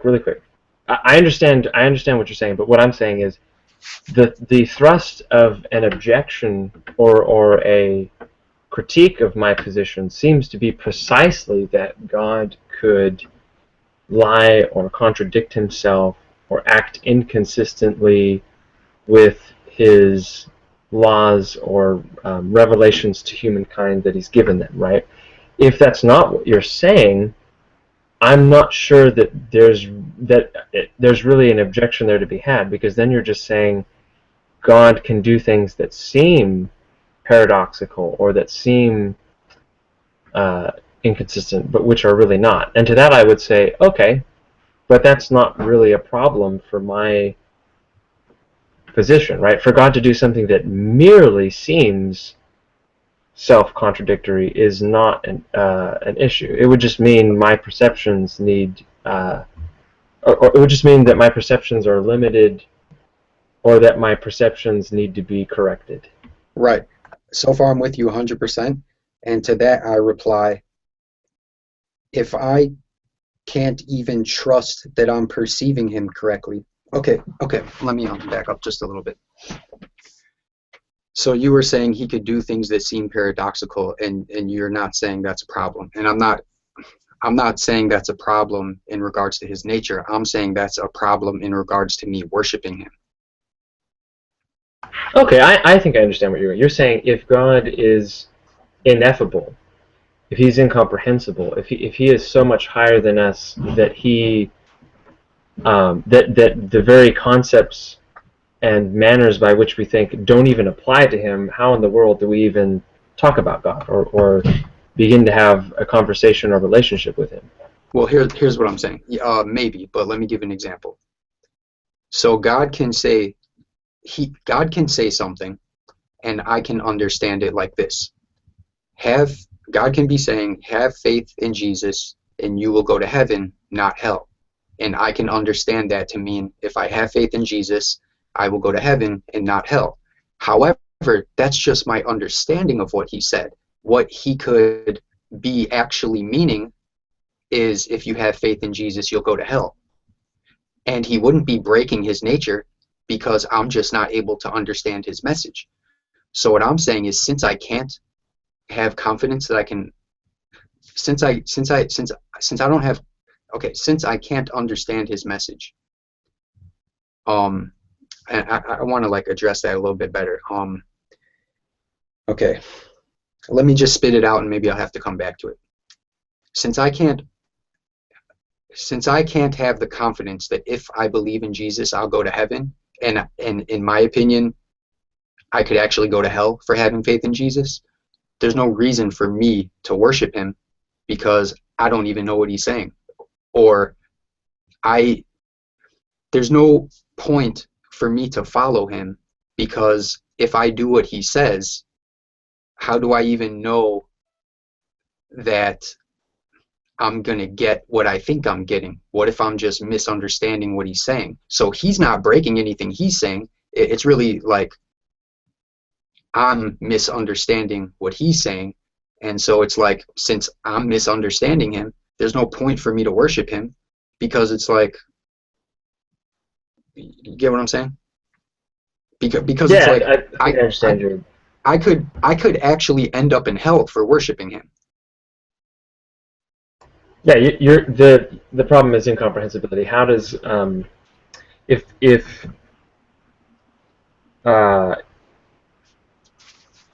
if human language is insufficient, if human language and human faculties and so on and so forth are insufficient to access, interpret, and otherwise partake of God's message, God's communication, God's revelation, then Christianity would be pointless. It would just be gobbledygook. It would quite literally be unintelligible, because it's just based on words that float on no substantial interpretational key. And to that I would just say, okay, that is true, but I think that it starts from the assumption that human language and human faculties and all that goes on there is insufficient, and I don't agree. And B, God has not guaranteed by his choice to reveal himself human knowledge about what he wants to communicate, right? So the problem is that, and I'll go backwards, the problem is that we're starting with the assumption that it's up to mankind to figure out what God's about, when in fact God's already made that obvious. The problem is not that humans have to figure him out, right? It was never up to us, on my epistemology, to try to deduce or argue or investigate our way to God.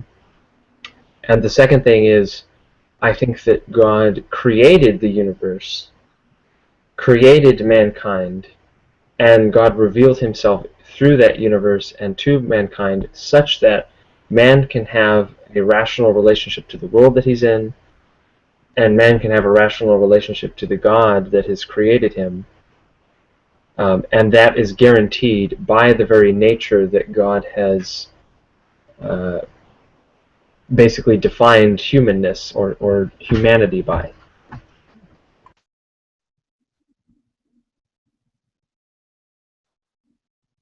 Okay. I Like I don't. To really quick, just to add, I think a lot of that is just we haven't had much time to talk about my my epistemological backdrop. Like what is Jimmy's epistemology? It seems to me like we've gotten to talk a little bit about yours, but there hasn't been much. Like where do we differ on these things? How do you believe knowledge is possible? What does it mean to know things? So on and so forth, right? These more fundamental questions, when they go unanswered, it's easy to come up with good arguments, but those good arguments not addressing really what that person believes, right? Yeah, the one thing that stuck out to me what you said was that it's not up to people to figure out God, and so maybe I want to work off of that. Yeah, sure. Real quick, so Isis, I just broadcast you, and I'm about to give you controls. I did not see your message before, so give me 1 second. Thanks, Jimmy. Yes, M, what I would say is, in the meantime, is it okay to ask you a question now? Since Yeah, sure. okay. When you said in the in our thread that I for what it's worth, I don't know exactly what this entailed just yet. That's why I'm asking. But for what it's worth, I applaud you already on your intellectual honesty and your openness about your beliefs. When you said before that you don't have a defense, right? That you don't already have basically exhaustible demonstration, some kind of ground, some kind of proof by which to say, I can live, exist as a human being, go about my day, and have a cohesive and coherent interpretation of that you can live life and have a world and life view without relying upon and invoking the revelation of the Christian God. Right? Is that what you meant to admit by saying you don't have a defense, that you don't have an answer to that challenge? Well, I don't think I have a logical answer to that challenge as yeah, I mean, I think I have a response to that, but I don't know if I have a well-structured logical something that you know what I'm saying? Like in my mind I have something that can defeat that, but I don't know if that will translate into you accepting my thing as my argument is like a sufficiently logical argument to defeat. Okay, I guess let me jump back real quick. This by itself, this question is not really an argument. I am using it Socratically, so you're absolutely right, and I did try to be as clear and intellectually honest as possible. I am not asking this question without my own bias. I am totally here trying to defend the Christian gospel. I think Jesus is God. I totally think it would be awesome if everyone in the room became a Christian, right? I still poke Isis about that. Oh, what? He's not a Christian? No, I'm not. I'm an ex-Catholic. Oh wow, dude! This is the first time I met you since I got in this chat. This whole time I thought you and Jimmy were on the exact same page. No. I just I can argue fairly without having a bias one way or another clouding my judgment or my arguments. Cool. But yeah. I keep both sides in line. I'll put it that way. Yeah, well, we do have lots of common ground when it comes to politics. I'll just say that. A lot of common ground on politics. Yes. Hey, so Jimmy, this is why when you first came in here, the very first thing I said to Art, the first thing I said to Art when you came in here was I was excited because I think me and Art were talking a couple of days ago about like how we could sort of I think the way Art put it is point out how a belief in the Christian God is like maybe not a justified belief, and so that we don't have to give you an argument for what you want us to argue. We can like take the back door and just say, wait a minute, in the first place, I don't think you're even justified in believing what you believe. Sure, I would just say that, well, let me ask you this. If you could demonstrate that my belief in God were unjustified, wouldn't that either demonstrate or presuppose a concept of justification that doesn't rely on said belief in God? My initial answer would be yes, but I would have to think about that more, but it seems that way, yeah. Well, wait, hold on. I don't know like what you mean by the word presuppose, but like it seems to me that, okay, it seems to me if I want to disprove the Christian God, that if your position is the Christian God is definitely true and no matter what I say I'm borrowing from him, then from your viewpoint, there's nothing I could do that wouldn't be borrowing from him. And so I guess what you're saying to me is like, so if in order to like argue against him, aren't I assuming that he's not real? In order to argue, is that what you're saying? Not necessarily. Well, yes and no. So what I'm saying is, okay, basically there are two types of arguments that you could give. There's many different ways of categorizing arguments, but there's basically two types of arguments from the perspective and approach that I come at that you could give against my position, right? You can give an external critique, or you can give an epistemological argument, as it were, against my position, which is good to have, because if you don't really have that, I wonder how your position accounts for the falsity of others. But that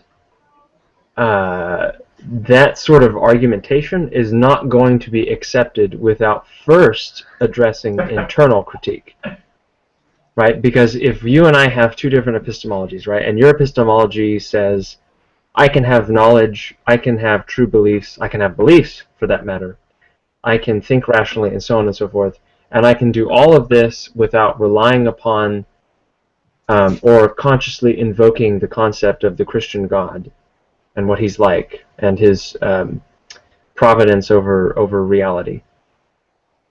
And my epistemology says the opposite. My epistemology says, I only have these things in light of and in interpretation of the Christian God and the Christian theistic metaphysic and epistemology that's found in the Scripture, right? We have sort of this categorical difference. And the only way to argue around that is to say, all right, if your position were true, here's what would follow.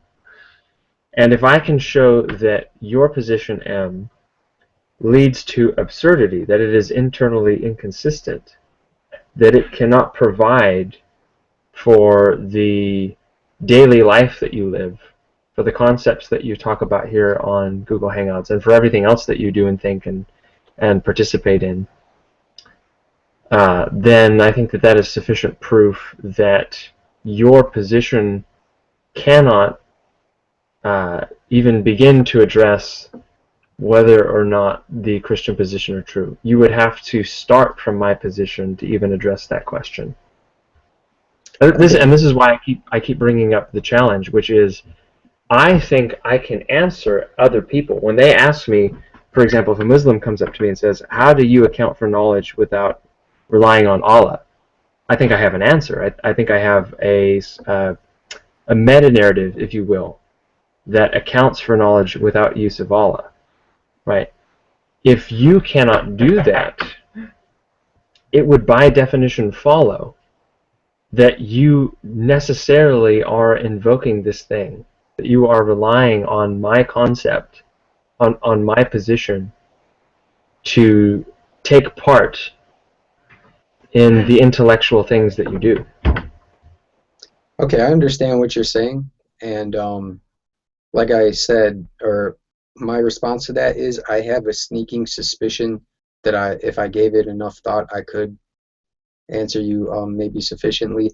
But in the meantime, maybe Art could address you, because I'm guessing he probably has thought about this more than me to date. Is that not true, Art? I haven't been paying attention totally, so I'm not sure what you want me to do here. Well, I don't know. Maybe I can chime in really quick. Jimmy, Yeah, what do you say to the absurdists, to the people who say that the universe is inherently absurd and that any attempt to try to rationalize it is in the end futile? I think if he's consistent, we will just have to agree to be friends. But I would at least try to argue against him and say, okay, what are you trying to explain there? What are you trying to communicate rationally about when you say you are an absurdist? Well, like I said, that any attempt at trying to rationalize the world will end in failure. That it is as a presupposition impossible to come to terms with the true nature of reality, because it is either A, too complex, or B, simply the nature of reality is absurd. Sure, and I guess what I would try to point out Socratically is how do you get around doing or participating in the very thing that you're condemning as inevitably a failure, right? If the absurdist is saying... Right. No. That it's ultimately absurd. There might be some pockets of rationality, but any overarching attempt at ultimately understanding the universe is completely futile and doomed to failure. I'm not saying I hold this position. I've talked to people that do, but you know. I guess it sounds to me very and I too have met people who believe something like that, right? Like it's like Albert Camus. The universe is divorced from human reason. Right. So all we can really do is say, let's pretend like the universe is something that is meaningful and rational, and that we have a place here, because that way we can continue living our lives and have all this peace and harmony, even if there is no way to, I guess, have any objective view about it. Right.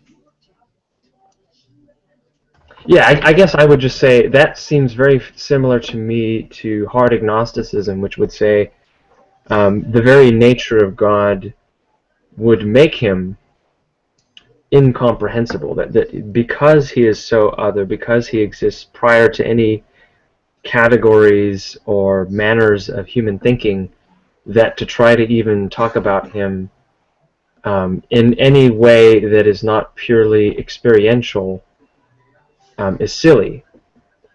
And I guess I would, in both cases, I would say to the absurdist, or I would say to the hard agnostic, how are you not doing in those very statements about your position what your position condemns?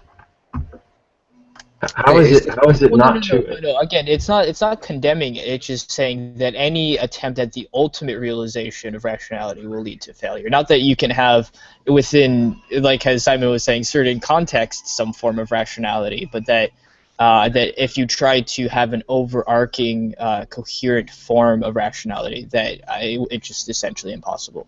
But that you can have pieces of it, you can have little slices of it. Right, but I guess what I would ask is, well, how is that not a commitment with respect to the ultimate overarching or most fundamental aspects of reality? That basically you're saying you're basically saying, I know a property of the fundamental aspect of reality is that it's divorced from our ability to say about it, I know it has such and such property. Right, exactly. Yeah, and that's true. That's where, I shy away from absurdism, is because I don't know if the universe is truly absurd or not. I mean, because that is a presupposition, and it's not really a presupposition that I hold. And that's just one axiom that you have to basically cling on to make your arguments, really, rather than just coming and trying to understand what the other person is saying.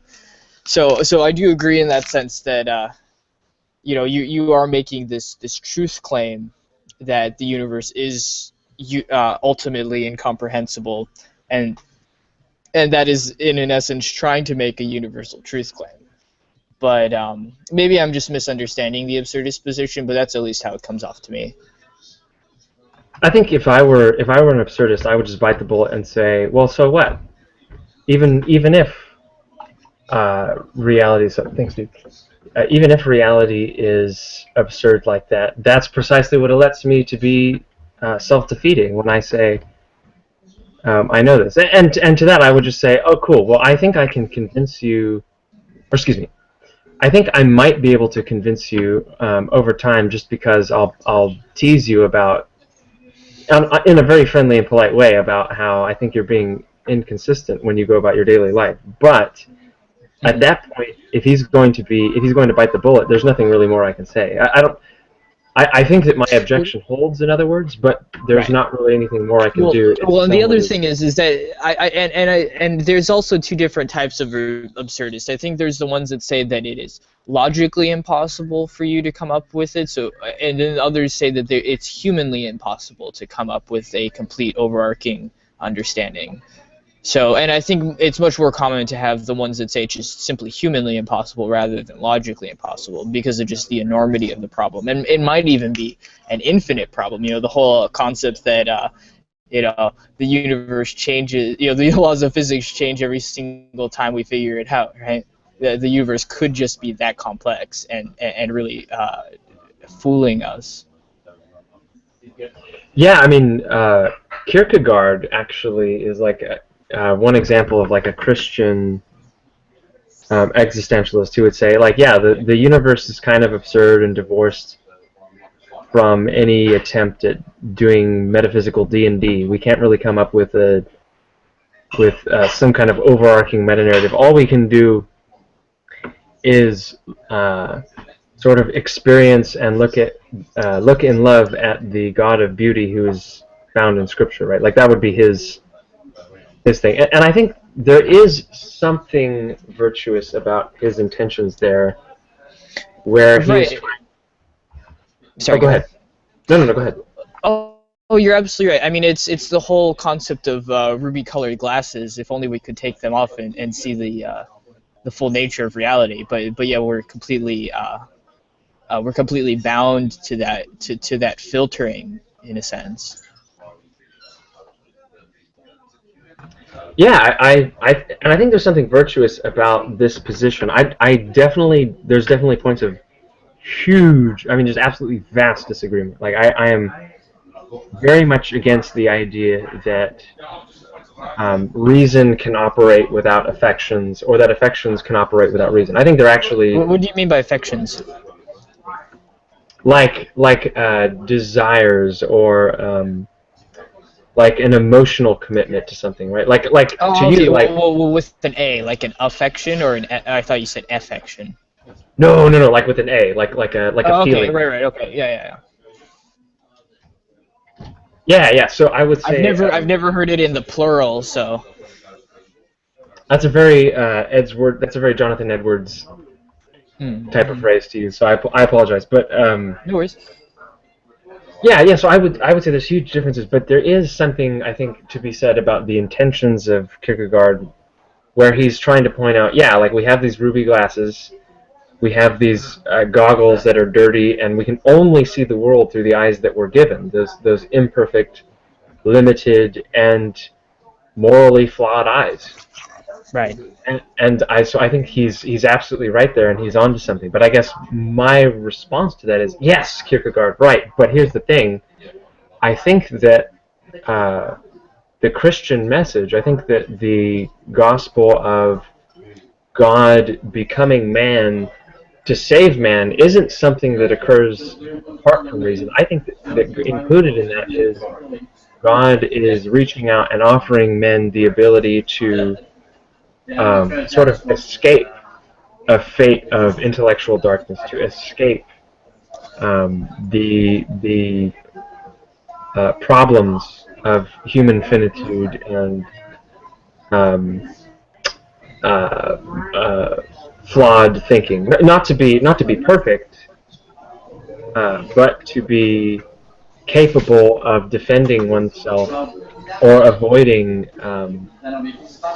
these problems that we have.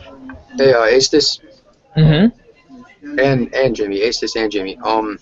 I would be interested in now if Astis, you would defend how your worldview meets the challenge of what Jimmy would say your worldview is not inconsistent or is not internally consistent, right? So I think that's what Jimmy's saying. So like, can you defend your own worldview now to him?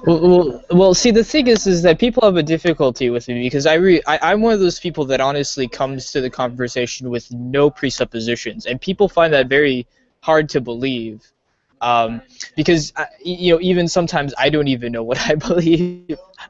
So what I do understand, though, is obviously, as Socrates put it so well, is that I don't know anything, and that I'm willing to be humbled in the face of how vastly complex the universe is. I mean, I struggle to try to comprehend it at even the basic levels, and even that has just so much detail and nuance that I could spend years just studying a single aspect of it. So usually I just like to listen to people, and like I said, I don't really come with too many presuppositions. You could label me an agnostic. I was an atheist at some point, but I've kind of stepped away from that because, like I said, it is a knowledge claim, and I don't like to stick to knowledge claims unless they're extremely well qualified. Because usually that qualification is usually that it's very concrete. Knowledge claims of the abstract are usually very hard to defend and usually lead to inconsistencies. So I usually stay very much away from that. So I don't know. What do you think? Well, I will appeal to both. I think both of you have this attitude of wanting to be humble and to be corrected, and this is very hard because it can come across as patronizing, and I am not being patronizing. I sincerely believe that no, you but want that's to the be point. able, Is people who view it that way, not in a sense want to be patronized, but they're willing to be humbled through either not patronizing, but through edification. But anyway, please go ahead. Yeah, exactly. Yeah, so I don't want to like come across like I'm putting you down. I am appealing to what I take to be the virtuous admission of your sort of method here is I need to be able to be corrected. I raise my hand and say that is an excellent humble method, but this is my thought as a Christian. If one is saying that on the one hand, he or she is willing to be corrected in any situation, are you then willing to be corrected about the idea that you were someone who is humble and correctable or criticizable without qualification? I mean, what if God has already established that because we are born into this world imperfect, because we're born into this world sinners, that we are in fact humble much of the time, but we are never humble when it comes to being corrected about that particular truth? Would you be willing to be corrected about that? I mean, oh well, absolutely, by definition. And the other thing is that maybe I'm pathologically skeptical as well, in the sense that So let's assume that God did come and he manifested himself in front of me. How could I know that that was actually God, even if it was, even if it really was? You know, you could call me Doubting Thomas, but the thing is that I really, you know, because of my limited senses, have no way to distinguish between something that is God and something that is God-like. So I don't know. What do you think about that?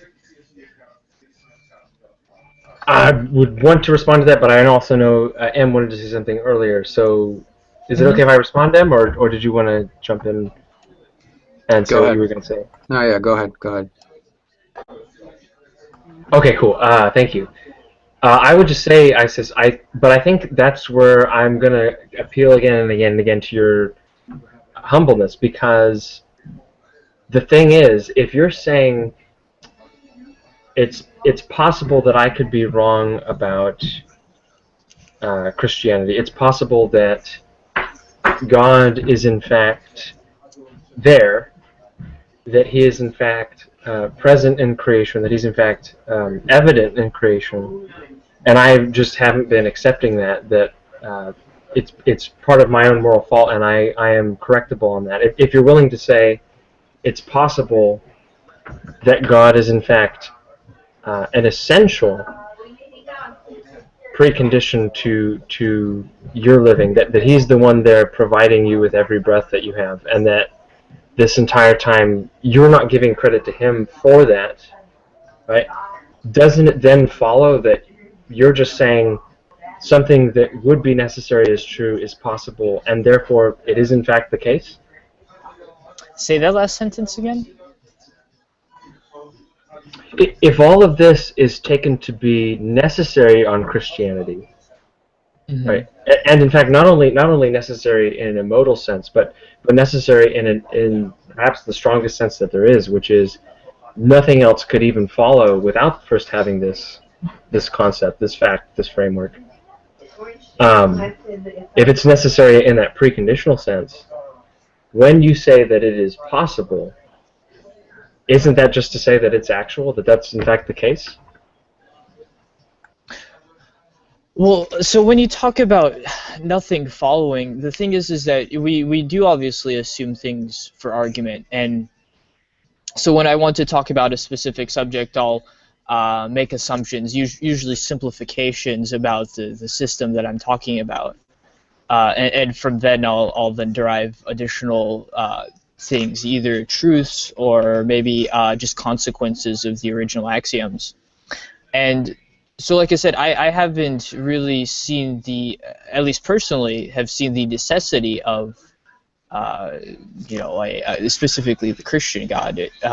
Maybe I could understand the necessity in abstract of some kind of creator, but the likelihood of that creator being the Christian God, I think, is very unlikely, at least from my understanding, and that's where I stand on that, I guess. Right, and I guess what I'm trying to point out is I think that you're being inconsistent when you say that you. I think that you're being truthful when you say that you have, and that you are trying to have, an attitude of humility and one that is quick to correct itself, which I appeal to. However, I think you're being inconsistent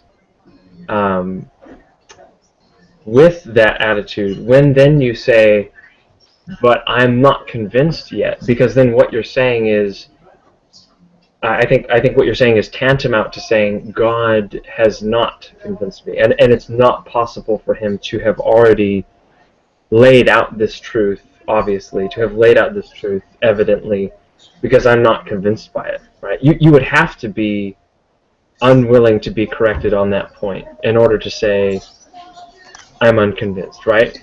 Well, the thing is that, I mean, it's rather simple to convince me of simple things. It's rather evident that 2 + 2 = 4.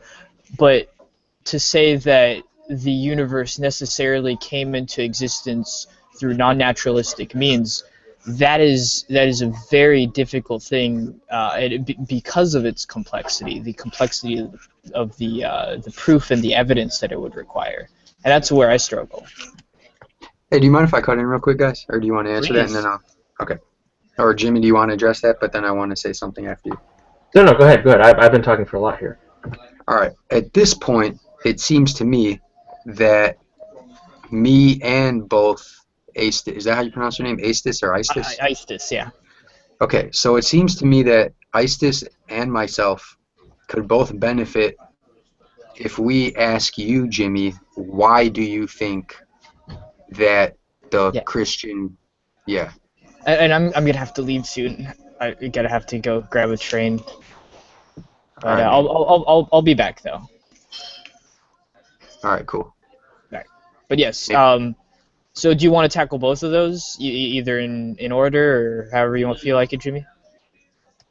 Sure. Yeah. No. I agree. I think that asking questions back and forth about what we believe and how we think we know things is like really the fruitful way to go about this. So often conversation gets on tangents. So let me not get on a tangent, and I'll jump right to answering the question.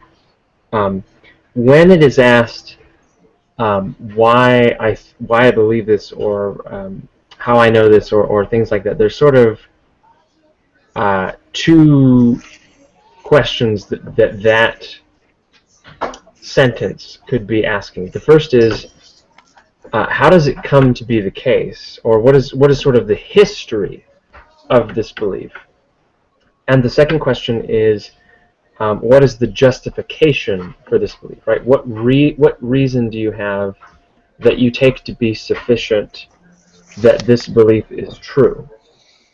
To the first, or actually to both of these questions, I actually would give the same answer.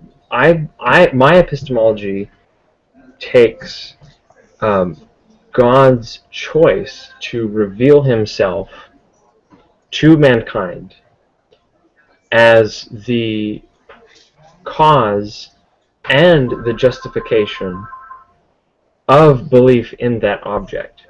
So if the object of my belief is the words in the Christian Bible, what I'm saying is, because I take that to be the revelation of God, I take the words in the Christian Bible to be both the sufficient cause and sufficient justification in those very words. The justification for the belief is found in the content that is believed in. Right? So, to use an old-fashioned term, but which I'm not sure is immensely appropriate, but which simplifies the issue, I think that I take the revelation of God to be self-evident, that merely upon coming across or apprehending or experiencing or whatever the words in Scripture and the creation or the universe that we experience on a daily basis, that God and His character is perfectly evidenced by those things. Okay, Jimmy? Yeah, go ahead. Thanks. I'm with you so far. I'm just not with you so much as to say I accept it as true. I'm just willing to say that I get what you're saying and I agree with it, and so, but I'm just still in the phase of like, but is the Bible actually true though? But maybe that's not but okay, I just wanted to address that. But my question actually is like, okay, so you just explained why you feel you have justification to believe what you believe. Now, can you please elaborate? Because part of your justification, I think, is that other worldviews don't really make sense. So can you explain how now other worldviews can't, like, do the job? Right. Okay. So that's an excellent question. Let me sort of set this up with two things real quick, and I'll try to be quick because I know Isis might be interested, and I know you got to leave for a train soon. So the first thing I would say is there needs to be a distinction made between arguments or communication about justification versus justification. I don't think that one needs to rely on arguments made in order to be justified in believing that the Christian worldview is true. I just think that arguments convey or communicate or point to that justification, right? And there's a difference there, right? There's there is the mathematical reality that 2 + 2 = 4, and then there's deductions, many deductions actually, that I could provide that get us to the inference that that reality is the case. But I don't actually need those deductions to be sure about 2 + 2 = 4. Or in an even better case, right? When I see a cat, or when I see and have the perception of the computer that's in front of me, my mind doesn't have to take incremental steps of reasoning in order to reach the conclusion that there's a computer. I just have the perception, and boom, there's the belief that there's a computer in front of me. The thing is instantaneous. And so what I'm trying to distinguish here is I do, and I want to provide arguments that Christianity is true, but I don't think that those arguments are necessary to justify belief in Christianity. Rather, I think that those arguments point to or communicate the justification that I have in Christianity. And also to quickly interrupt myself, hey Rev, good to see you, man. God bless you, me. God bless you, brother. Okay, and so maybe I can chime in just for a little bit. So you were speaking about how the Bible is self-evident, and I mean, to me, I don't see that, obviously. I find that very difficult, at least in my worldview, to comprehend, because of just the enormity and the complexity of not just the Bible, but its history as well.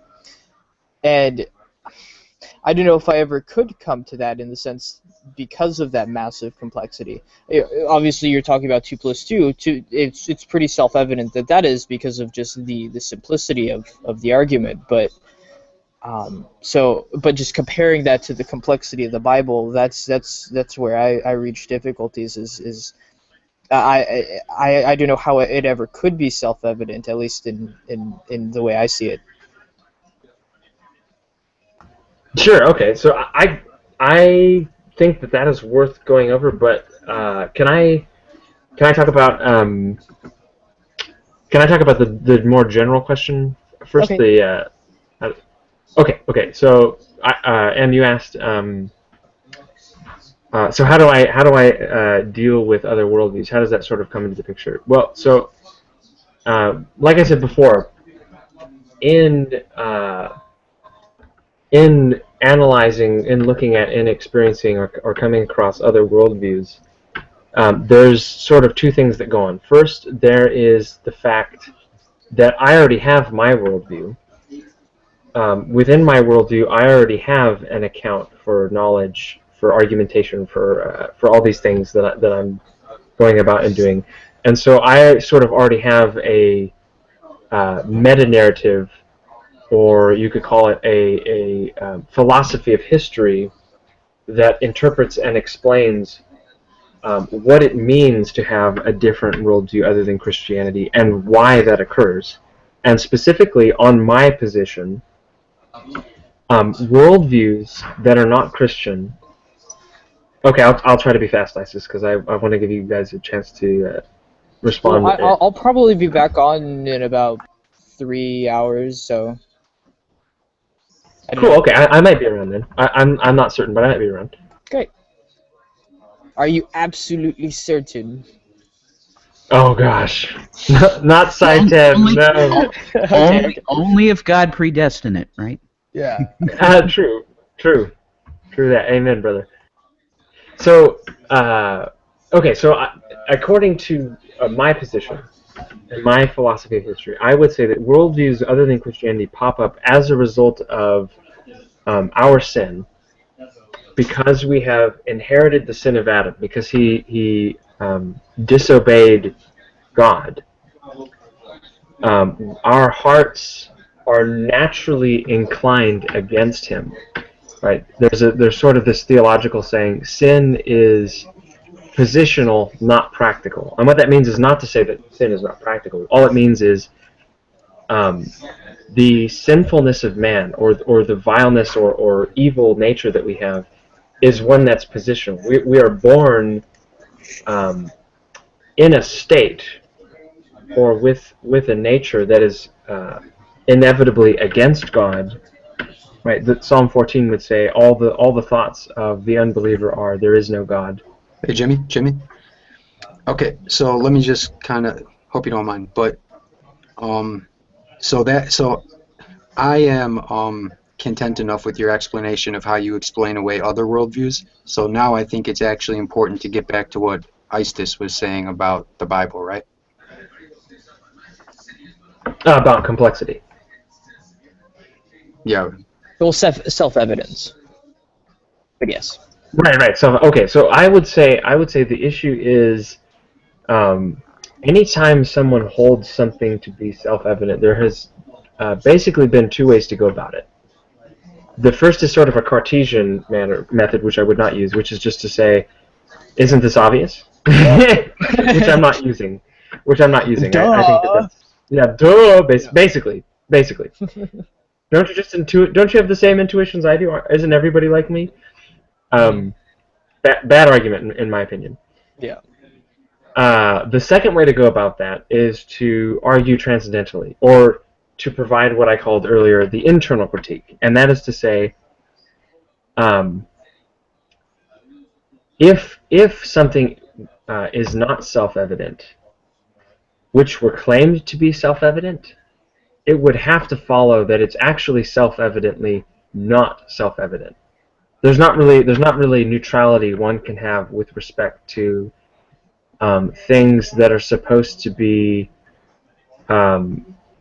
preconditions for human thinking, right? If it's preconditional to my thinking that I think according to the logical law of identity, then I can't really try to start from a position that assumes the falsity of that principle, because I would need that principle to even assume its falsity. Right? In the same way, if you claim anything is self-evident, or if you claim anything is preconditional, you have to be non-neutral with respect to that position. It's simply impossible to be agnostic about something that is claimed to be preconditional. Does that make any sense? No, absolutely. Okay. So I guess what I would say is, for me, the argument that the form of argument that I would go for in arguing the self-evidence of the Bible is to say that skepticism with respect to the content of Scripture, right, the narrative, the story, the propositions contained in the Bible, or whatever doctrine is contained therein, is not possible to be had, or cannot be grounded without assuming first the truth of those propositions which are being doubted. In other words, you have to use the very thing that's being doubted in order to doubt it. Right? That would be my argument for the self-evidence, for the transcendental necessity of Christian epistemology. Okay, I don't quite understand that part. Well, I think from a non-believer standpoint, and brother completely knocked me out if I'm wrong on this, but I would say that from the non-believer standpoint, that doesn't have the direct revelation, they're going to say that argument is totally circular. Am I correct?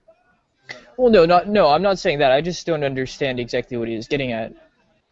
I mean, I understood it right up to the last point that he asked me if I understood it, but so maybe you could say it in a different way, or just maybe repeat it, and maybe I'll get it the second time. Sure. Okay. So it's sort of like I think Aristotle is a good example of this sort of argument, right? When arguing about logic, Aristotle's argument was, how does one disagree with me about logic? How does one negate what I hold to be true about rules of inference without participating in, without relying on, without invoking the very truth that I'm claiming here.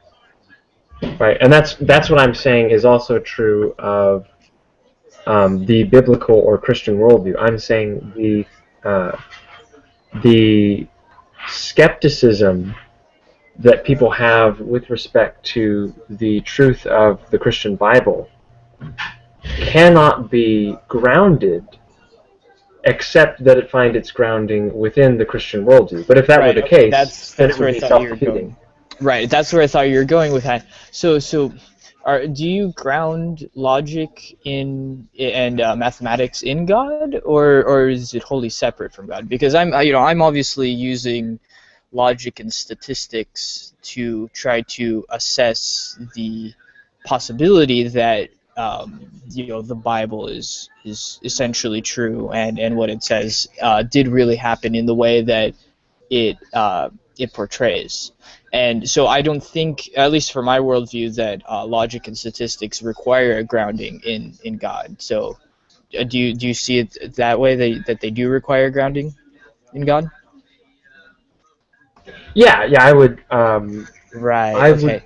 So I guess that's where our disagreement goes. So then you need to explain that one to me in like 2 minutes. Yeah, go.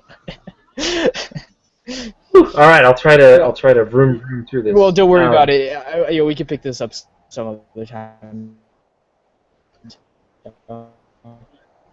Sure. I mean, I guess what I would say is, if you're asking me for how I account for logic, right? What's the Christian explanation or meta narrative for logic? I would say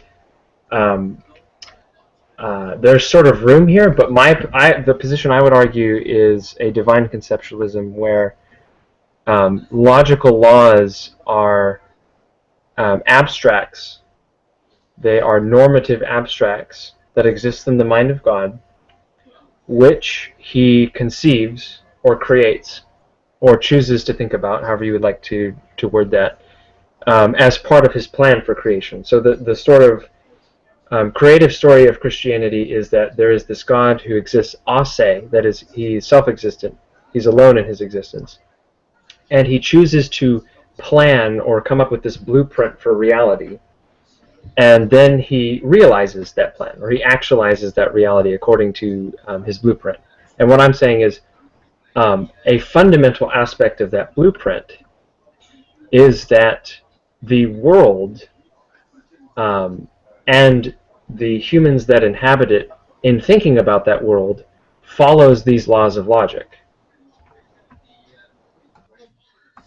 And then I guess it would be my turn to say, for you though, how would you ground, say, the normativity or the universality or absoluteness of the laws right. of logic? Well, so what I would say that I'm a weak formalist. I'm a mathematical formalist. So basically what that means is that what mathematics and logic are is essentially just a series of games that mathematicians play, and if they stay within the rules, they can lead to a solution. And that there's this set of rules that is created, and they can play however they want inside of this set of rules, and they can be different games that can be played. And I mean, I use game in kind of a colloquial sense. It's not like tennis or anything. It's just that there's this set of rules, and that you can't break these set of rules, and that you can do whatever you want within the set of rules, and you may fail, you may succeed at whatever your goal is, but that essentially it is kind of a human constructed concept, but that when you do put down these rules and you do create the system, that there is no kind of wiggle room in the system that's created. That so we have these set of rules for addition and subtraction, what equality is, and gosh, don't even get me started on equality. It's one of the most interesting parts of mathematics, but and that we set down these rules, and that we try to see how far we can go with them, and sometimes we do bump against the limitations of these rules, and we have to create new games with new rules to get around these limitations. And that's what mathematics is to me, is really just this formal game, or this formal play between mathematicians. Okay, and you would agree that. So I guess there's a. You said earlier. This is what's confusing me. You said earlier. Correct me if I'm wrong. Mathematics is discovered, and I guess that's not inherently irreconcilable with a formalist or constructivist position. But I guess I would ask, Right. okay, is math then? Well, maybe I should limit that, because again, there are definitely types of mathematics that have no relation to the real world, right? But and in a sense, I guess that those were waiting there to be discovered by these sets of rules that were eventually going to be enumerated, but that definitely the ones that do have some resemblance to the world that we live in, those were definitely in a sense discovered, because in a sense they were inevitable. There's really no other way that these rules could be put together that would coherently match the world that we live in. Okay, I guess the immediate question to me would be, so I'll start from mine because I don't want to pretend like this is one-sided. It seems I've that got, on my seconds before I have to leave, so sorry. Yeah. No, that's fine. That's Yeah. fine.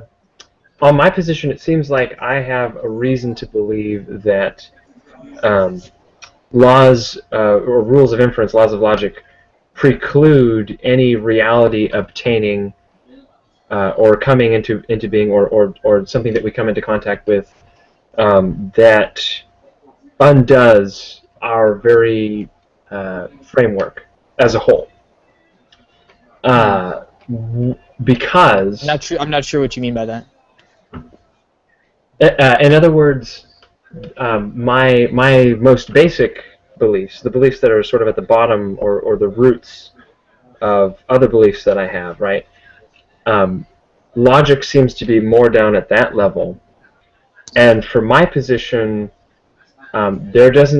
logic seems to preclude me coming into contact with, or having to worry about, as it were, there being facts in the universe that contradict all of my beliefs, that contradict my entire worldview, that sort of undermine my foundational beliefs, because the creator of the universe has the blueprint of this reality, and he's created all of reality according to these rules that he set in motion. But for your worldview, I would be interested to how do you guarantee that there is not some strange chaotic Tao out there or something that isn't just waiting to say, haha, I feel like undermining ISIS's entire system right now. All of reality is going to exist as if every single fact that has ever been affirmed is false. Right, have the Mandela effect in full throttle, right? Yeah, exactly. That's a fantastic example. Right. And you're right. Again, this kind of, I guess, goes back to the whole absurdist notion that maybe the universe is just that complex, that Tao does exist, and and this goes back to the whole Cartesian question of, is there this devil out there that's fooling us? But to be honest, I really gotta go. I'm sorry. I really stretched it as long as I could. I hope I don't miss my train. So. Okay. Later, bro. Later. Thanks. It was really enjoyable. Hopefully, I'll see you guys soon. Awesome discussion, and really enjoyed it. Wow, that was great. Yeah, hey, but Jimmy, I still got more questions, so I don't know how long you'll be around for. But hey, what's up, Rev? Yeah, hey, how you doing? Bro, let me just say that, dude. Hey, brother, like I have fancy jargon, but dude, you and I both have the spirit, and that's what makes this message meaningful, man. I may not use the same language that other people use, but hey, man, like I'm not a better witness than you are by any means, right? Oh, yeah, no, Jimmy, what I'm getting at, and I want to say to M that I apologize. What I'm getting at is that, number one, yes, you're brilliant, and the way that you communicate philosophy is incredible, and I'm hoping that I can learn from you, but I'm listening, and I'm trying to take it in, so hopefully I can get to some level that you're at, but what I'm saying is that I can be like a loose cannon sometimes. Like you know this, I can go off sometimes like a nut. And you just have this patience that, pray for me, brother, that I can get that type of patience. And I want to apologize to M for the last time I was in a room with him. I got crazy. So, yeah, I just say, God bless you, brother. You're anointed to be here. So, thank you.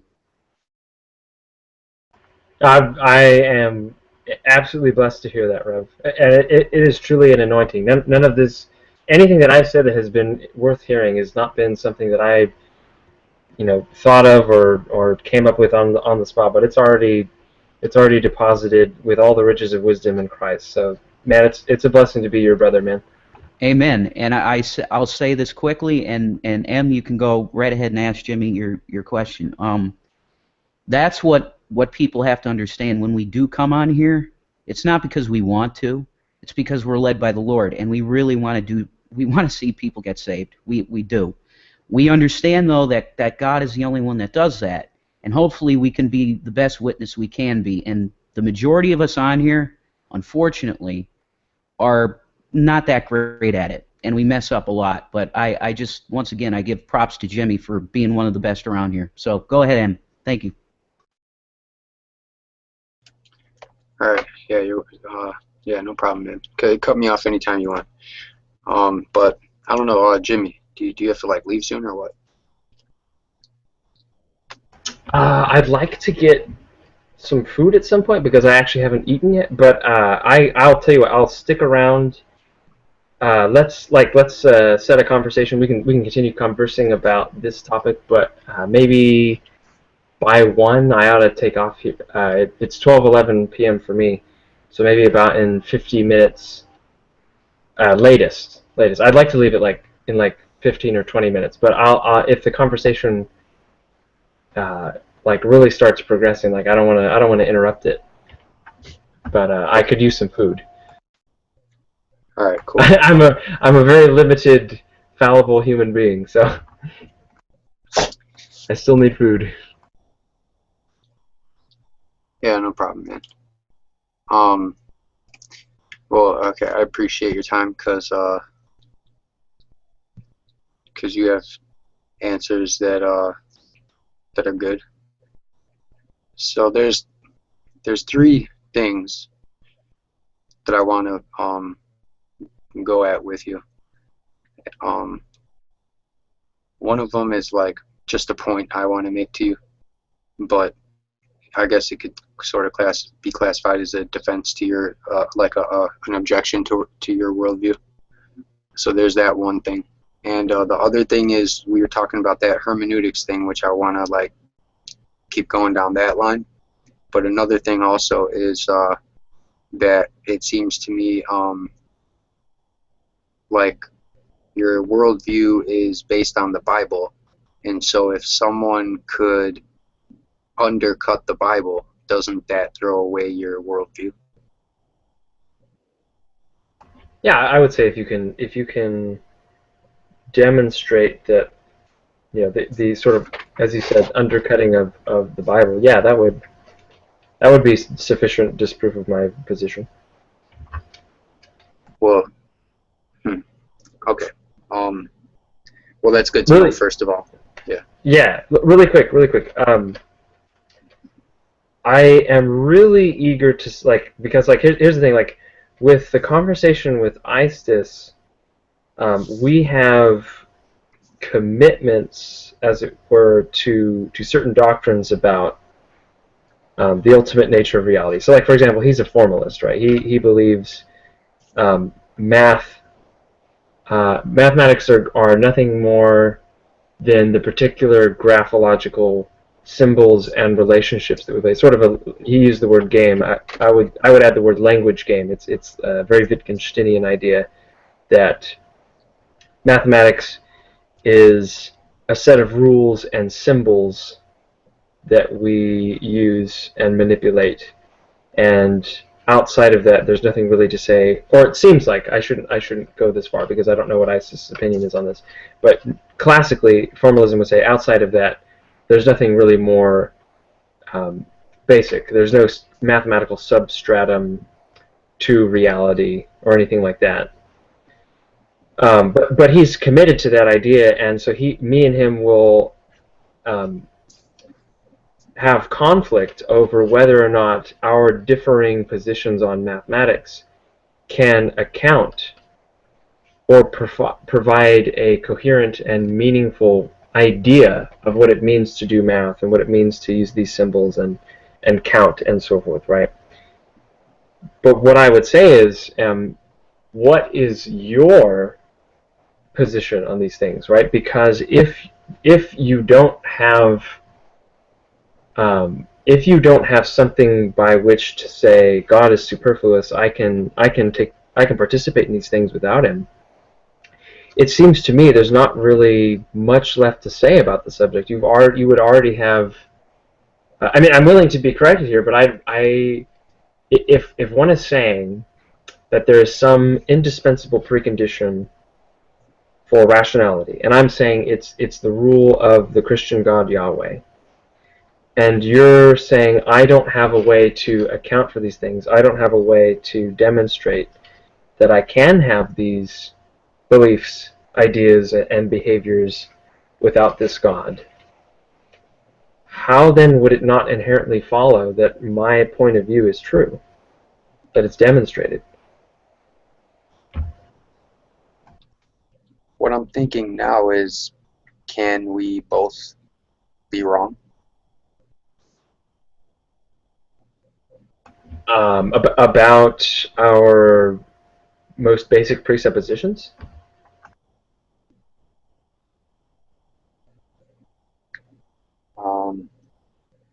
I don't know exactly what that means, so let me just... Oh, sorry. Can I define that? I apologize. Yeah, go ahead. Okay.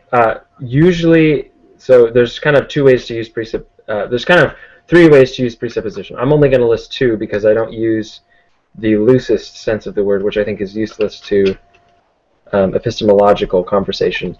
The rigorous ways that I'm using the word are one of two ways. Either a presupposition is something that is believed which is preconditional to something else, something that is in question in the conversation. Right? That's one sense of the word. An example would be believing in principles of Euclidean geometry is a presupposition, that is a preconditional belief of carrying out the classic deduction of the Pythagorean theorem. Right? Sometimes the word axiom is used synonymously, but I do not like the word axiom because axioms are usually taken to be voluntary, whereas presuppositions are something without which you could not have whatever it is in question. The other way to use presuppositions is almost the exact same idea except for one thing. We're talking about our most basic beliefs or belief, which acts as the indispensable precondition for our entire intellectual framework, our entire ideology. It's the very foundation on which all of our thinking and acting and so forth sits precariously. Right? And so when you asked me, do I think, can we be wrong? Right? Would I agree with that? That's why I asked you back about what? About our most fundamental presuppositions? Seems to me if we say that we can be wrong about our most fundamental presuppositions, then that statement itself would be based on those presuppositions, which can be erroneous, and then there's nothing guaranteeing that statement itself, namely that I can be in error, from being erroneous, which would make it a meaningless statement. It would be neither true nor false.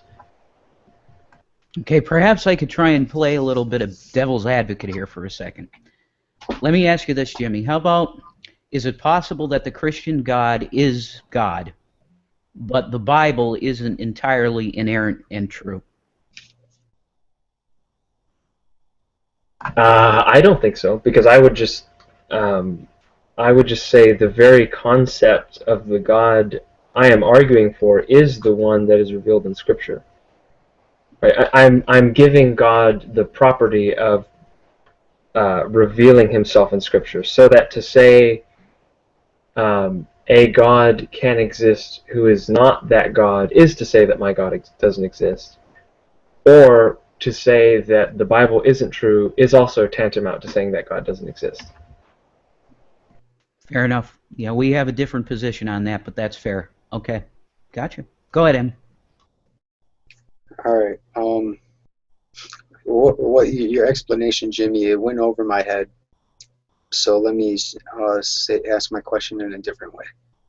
It seems to me like your point of view is that if I try to make a rational argument against Christianity, that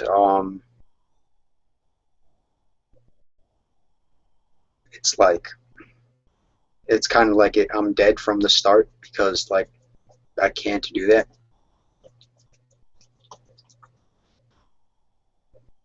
Yeah, what I'm saying is, if you, how can you answer the question, how can you answer any question if you haven't already answered how can you answer any question, investigate anything, think anything, believe anything, do anything, if you already don't have an answer to the question, can thoughts be had without the Christian God? Okay, so can thoughts be had? What if I just say I don't know? The problem is that that's a self-defeating statement, because to say that you do not know the God who is defined as known if existent is logically identical to the statement that you know there is no God who is known if existent. Okay, but that's a contradiction in terms. Maybe you could. Okay, maybe you could say that again, please. It went over my head. Yeah, sure. The problem with agnosticism, the problem with saying, I don't know, but I'm open to possibilities, is that when you say you don't know whether or not the Christian God exists, right? And the Christian God that you are speaking of is the conception of God that I've put forth, namely the God who is definitely known by everyone, if existent, right? Then to say that you don't know him is logically identical to saying you know that he doesn't exist, because if he did, he would be known by you. Right? So the problem with agnosticism with respect to the type of Christianity that I'm defending is that it's self-defeating. You can be agnostic with respect to a God that doesn't claim to have revealed himself sufficiently. But you can't be agnostic with respect to a God who claims to be self-evident. Right? That's what I was trying to get Istis to agree on, and he did. If something claims to be self-evident, you cannot be neutral with respect to it. Okay, that still went over my head. So maybe in a future conversation we can get back to that. We can go. Hold on. Let's go about this really slowly, right?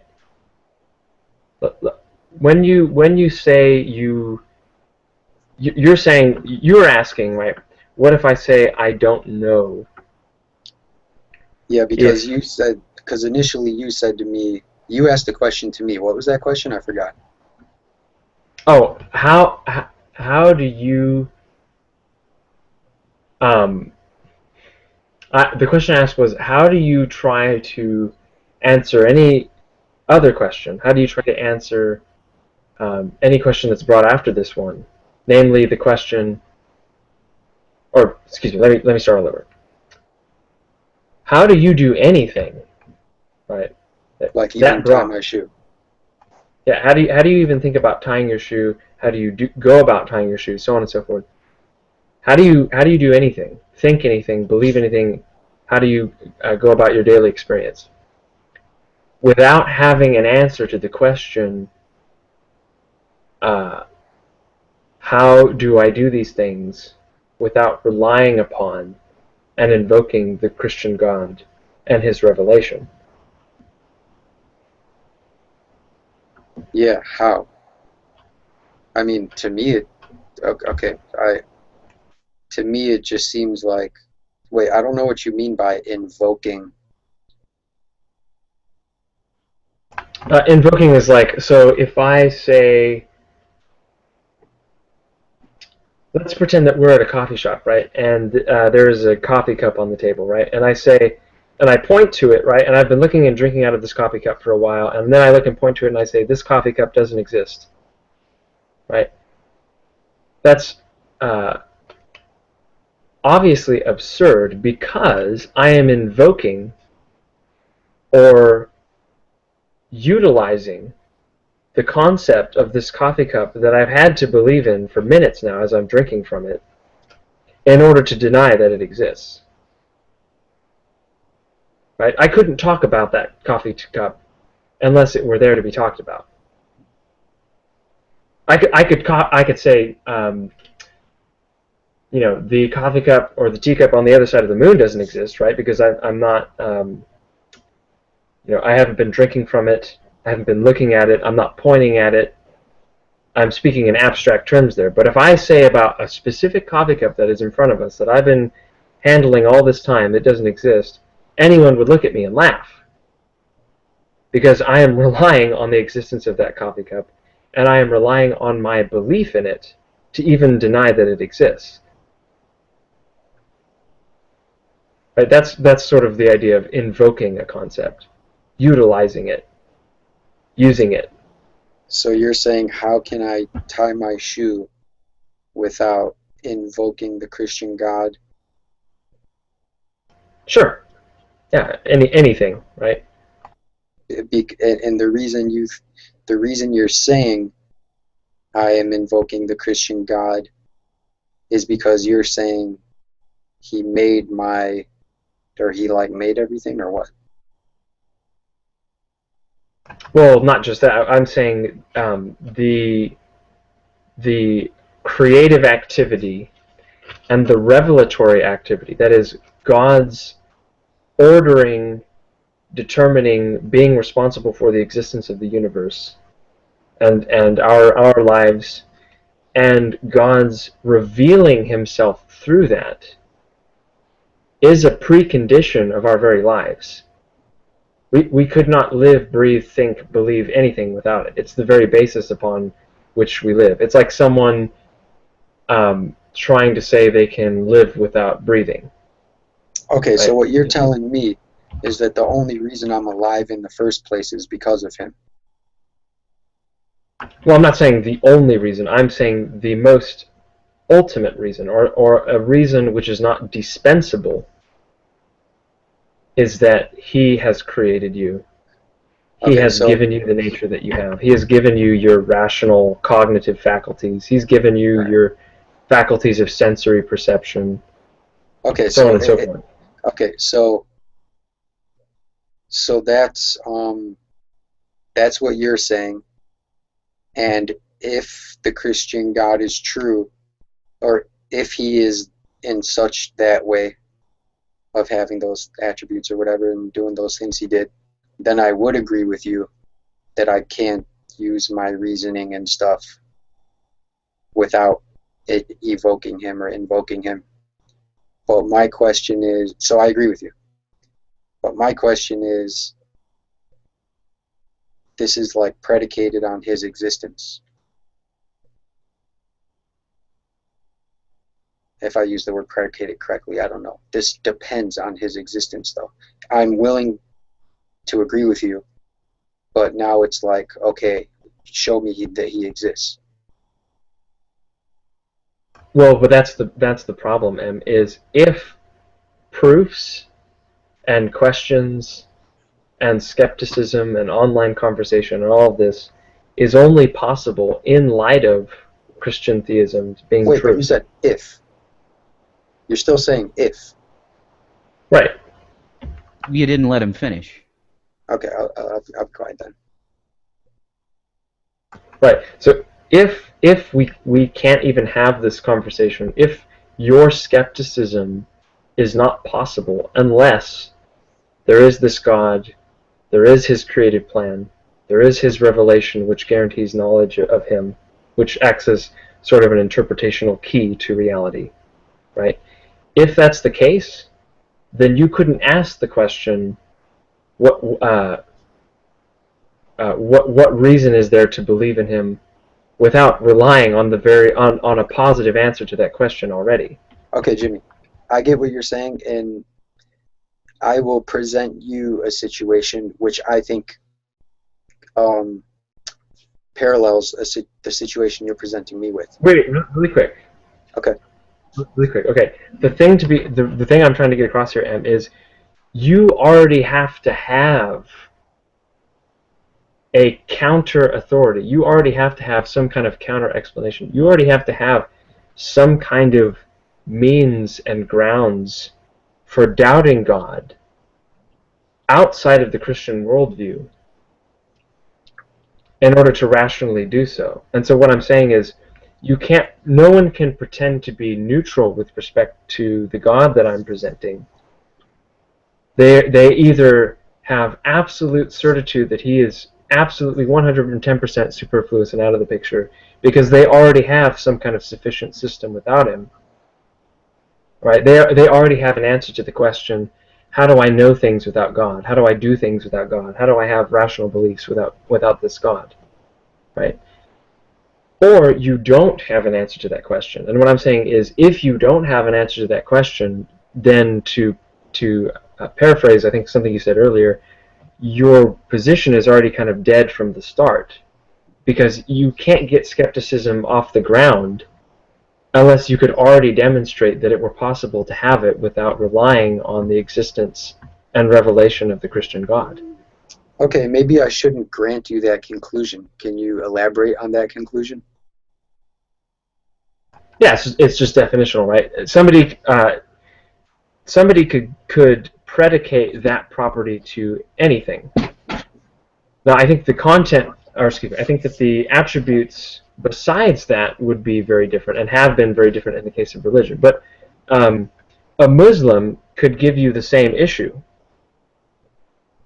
right? A Muslim can say, well, Allah and his revelation act as the precondition of rationality on my worldview. So how do you present skepticism towards Islam without having proven that you can have things like skepticism, that you can have rational beliefs and a rational standard for judging whether something is true or false without relying on my worldview?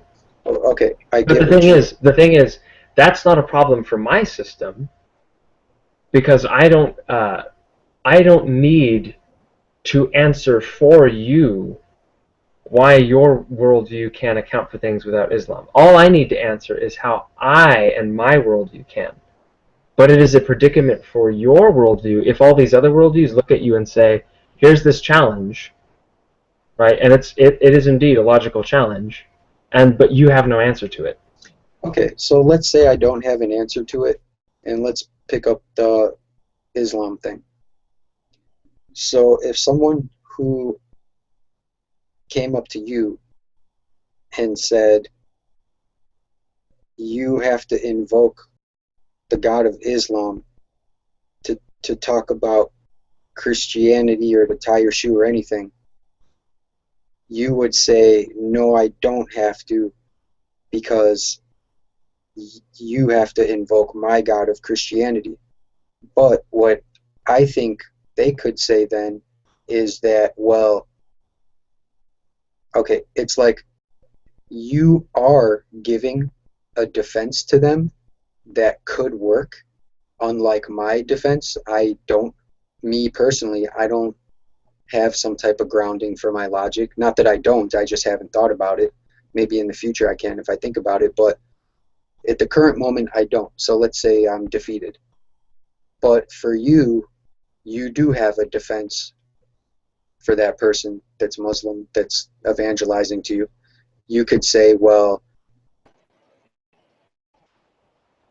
okay, my point is, just because you have a defense that can explain your worldview of Christianity, if they are actually right, though, that the only way you're able to defend your God is to invoke the God of Islam, then it seems like it doesn't matter to me that you have a defense, because you would be borrowing from their Islamic God, Allah. Or not, well, Allah just means God in Arabic, right? So like the Islamic God. Well, okay, Like, so I would point out. okay. Let me point out two things real quick. The first is I think you're an honest guy, Em, and you have to see that what you just said right there as an attempt to defend yourself against the challenge that I'm presenting. Would you not agree? Right. Okay, I think the problem is we have to be self-conscious about what we Wait a believe. second. We have Wait, Jimmy, I did defend myself because I presented you with a worldview of Islam that says the same thing you're saying about Christianity. So actually I did defend myself, but not with atheism. I defended it with Islam. Yeah, and in fact, that would be a straw man, but anyway. Right. So I will address that in a second because Rev is right. But right. So the issue here is we have to be self-conscious about our beliefs. Right. We have to remember from what epistemology, from what ideology we are speaking claims. Right. So if you claim that Islam provides a defense against my position, where is that claim coming from? Is that claim grounded on Islam, or is that claim grounded on non-Islam? And as I think I pointed out in the thread where we were discussing, the fact that your worldview would have to suspend itself over other worldviews that contradict it in order to provide a defense for your worldview is self-defeating. Well, let's just say I don't know exactly what you just said. It kind of went over my head, but let's maybe start from zero here and just pretend that I'm Islamic evangelical person. Well, but why though? Because those people exist. Yeah, but I'm not. I don't understand why, if my goal is to critique your position, why would I address somebody else's who's not even here? Yeah, exactly. Now, see, this right. is adopting worldviews, and I hate when people do this. It's very disingenuous. But if you want to do that, Im, it's up to you. Go ahead. Okay. Okay. If I were a Christian, if I were a atheist, then yes, you have defeated me. I'm not saying you defeated atheism. I'm saying you defeated my personal abilities to defend atheism. So you defeated me. Now, I am coming at you with a different worldview, not atheism, but Islam. Well, why did you choose to take up Islam? Because Islam's God, or let me not say Islam because I'm not really familiar with Islam. Let me say the Jewish, the Old Testament God. Because then we'd be relying on the same gods. So let's just say instead of me concluding about, so let me just come at you from a Jewish evangelical person. Okay, I would be happy to do that, except I don't think, it seems to me like we are adopting this for the sake of conversation, rather than you are actually saying you believe now in the Tanakh. Wait, the Torah right? Or the Tanakh? Either one. The Tanakh is just the entire Old Testament. The Torah is the... Oh, right. 5 books, right? 5 books, yeah. Okay, yeah. Yes. Well, I mean, I guess technically you could use the Torah to mean the Old Testament, because it just means teaching. Usually it means the first 5 books. I don't want to pretend like I'm being pedantic there. Yeah, you can use the word Torah, whatever you want to use. But you're right, though. Yes, I am doing it for the sake of argument. I'm not actually a Jewish person now.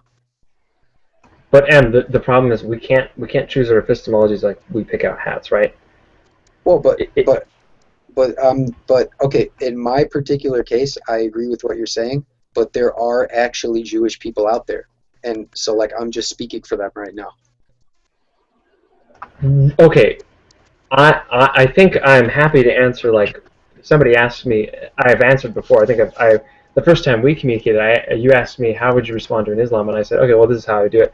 I would respond similarly to a Jew, right? In any case, when I respond to a worldview, right, there's an external and there's an internal critique. The external critique is the narrative, the meta-narrative, the explanation, the philosophy of history that explains why they have a different view, why they disagree with me, and why that is false from my perspective. Internal critiques just aim to look at what the person has said, what the person believes, what their sources are, whatever, and point out where they are internally inconsistent. Because, of course, if God is, and I'm speaking of the God I believe in, if my God is the originator of consistency in the universe, and the originator of true belief in human beings, then one could not have consistency without believing what the Christian God teaches, not what the Second Temple Jew God teaches, for example. I agree with what you're saying, but the Jewish person could say the same exact thing you just said to attack Christianity.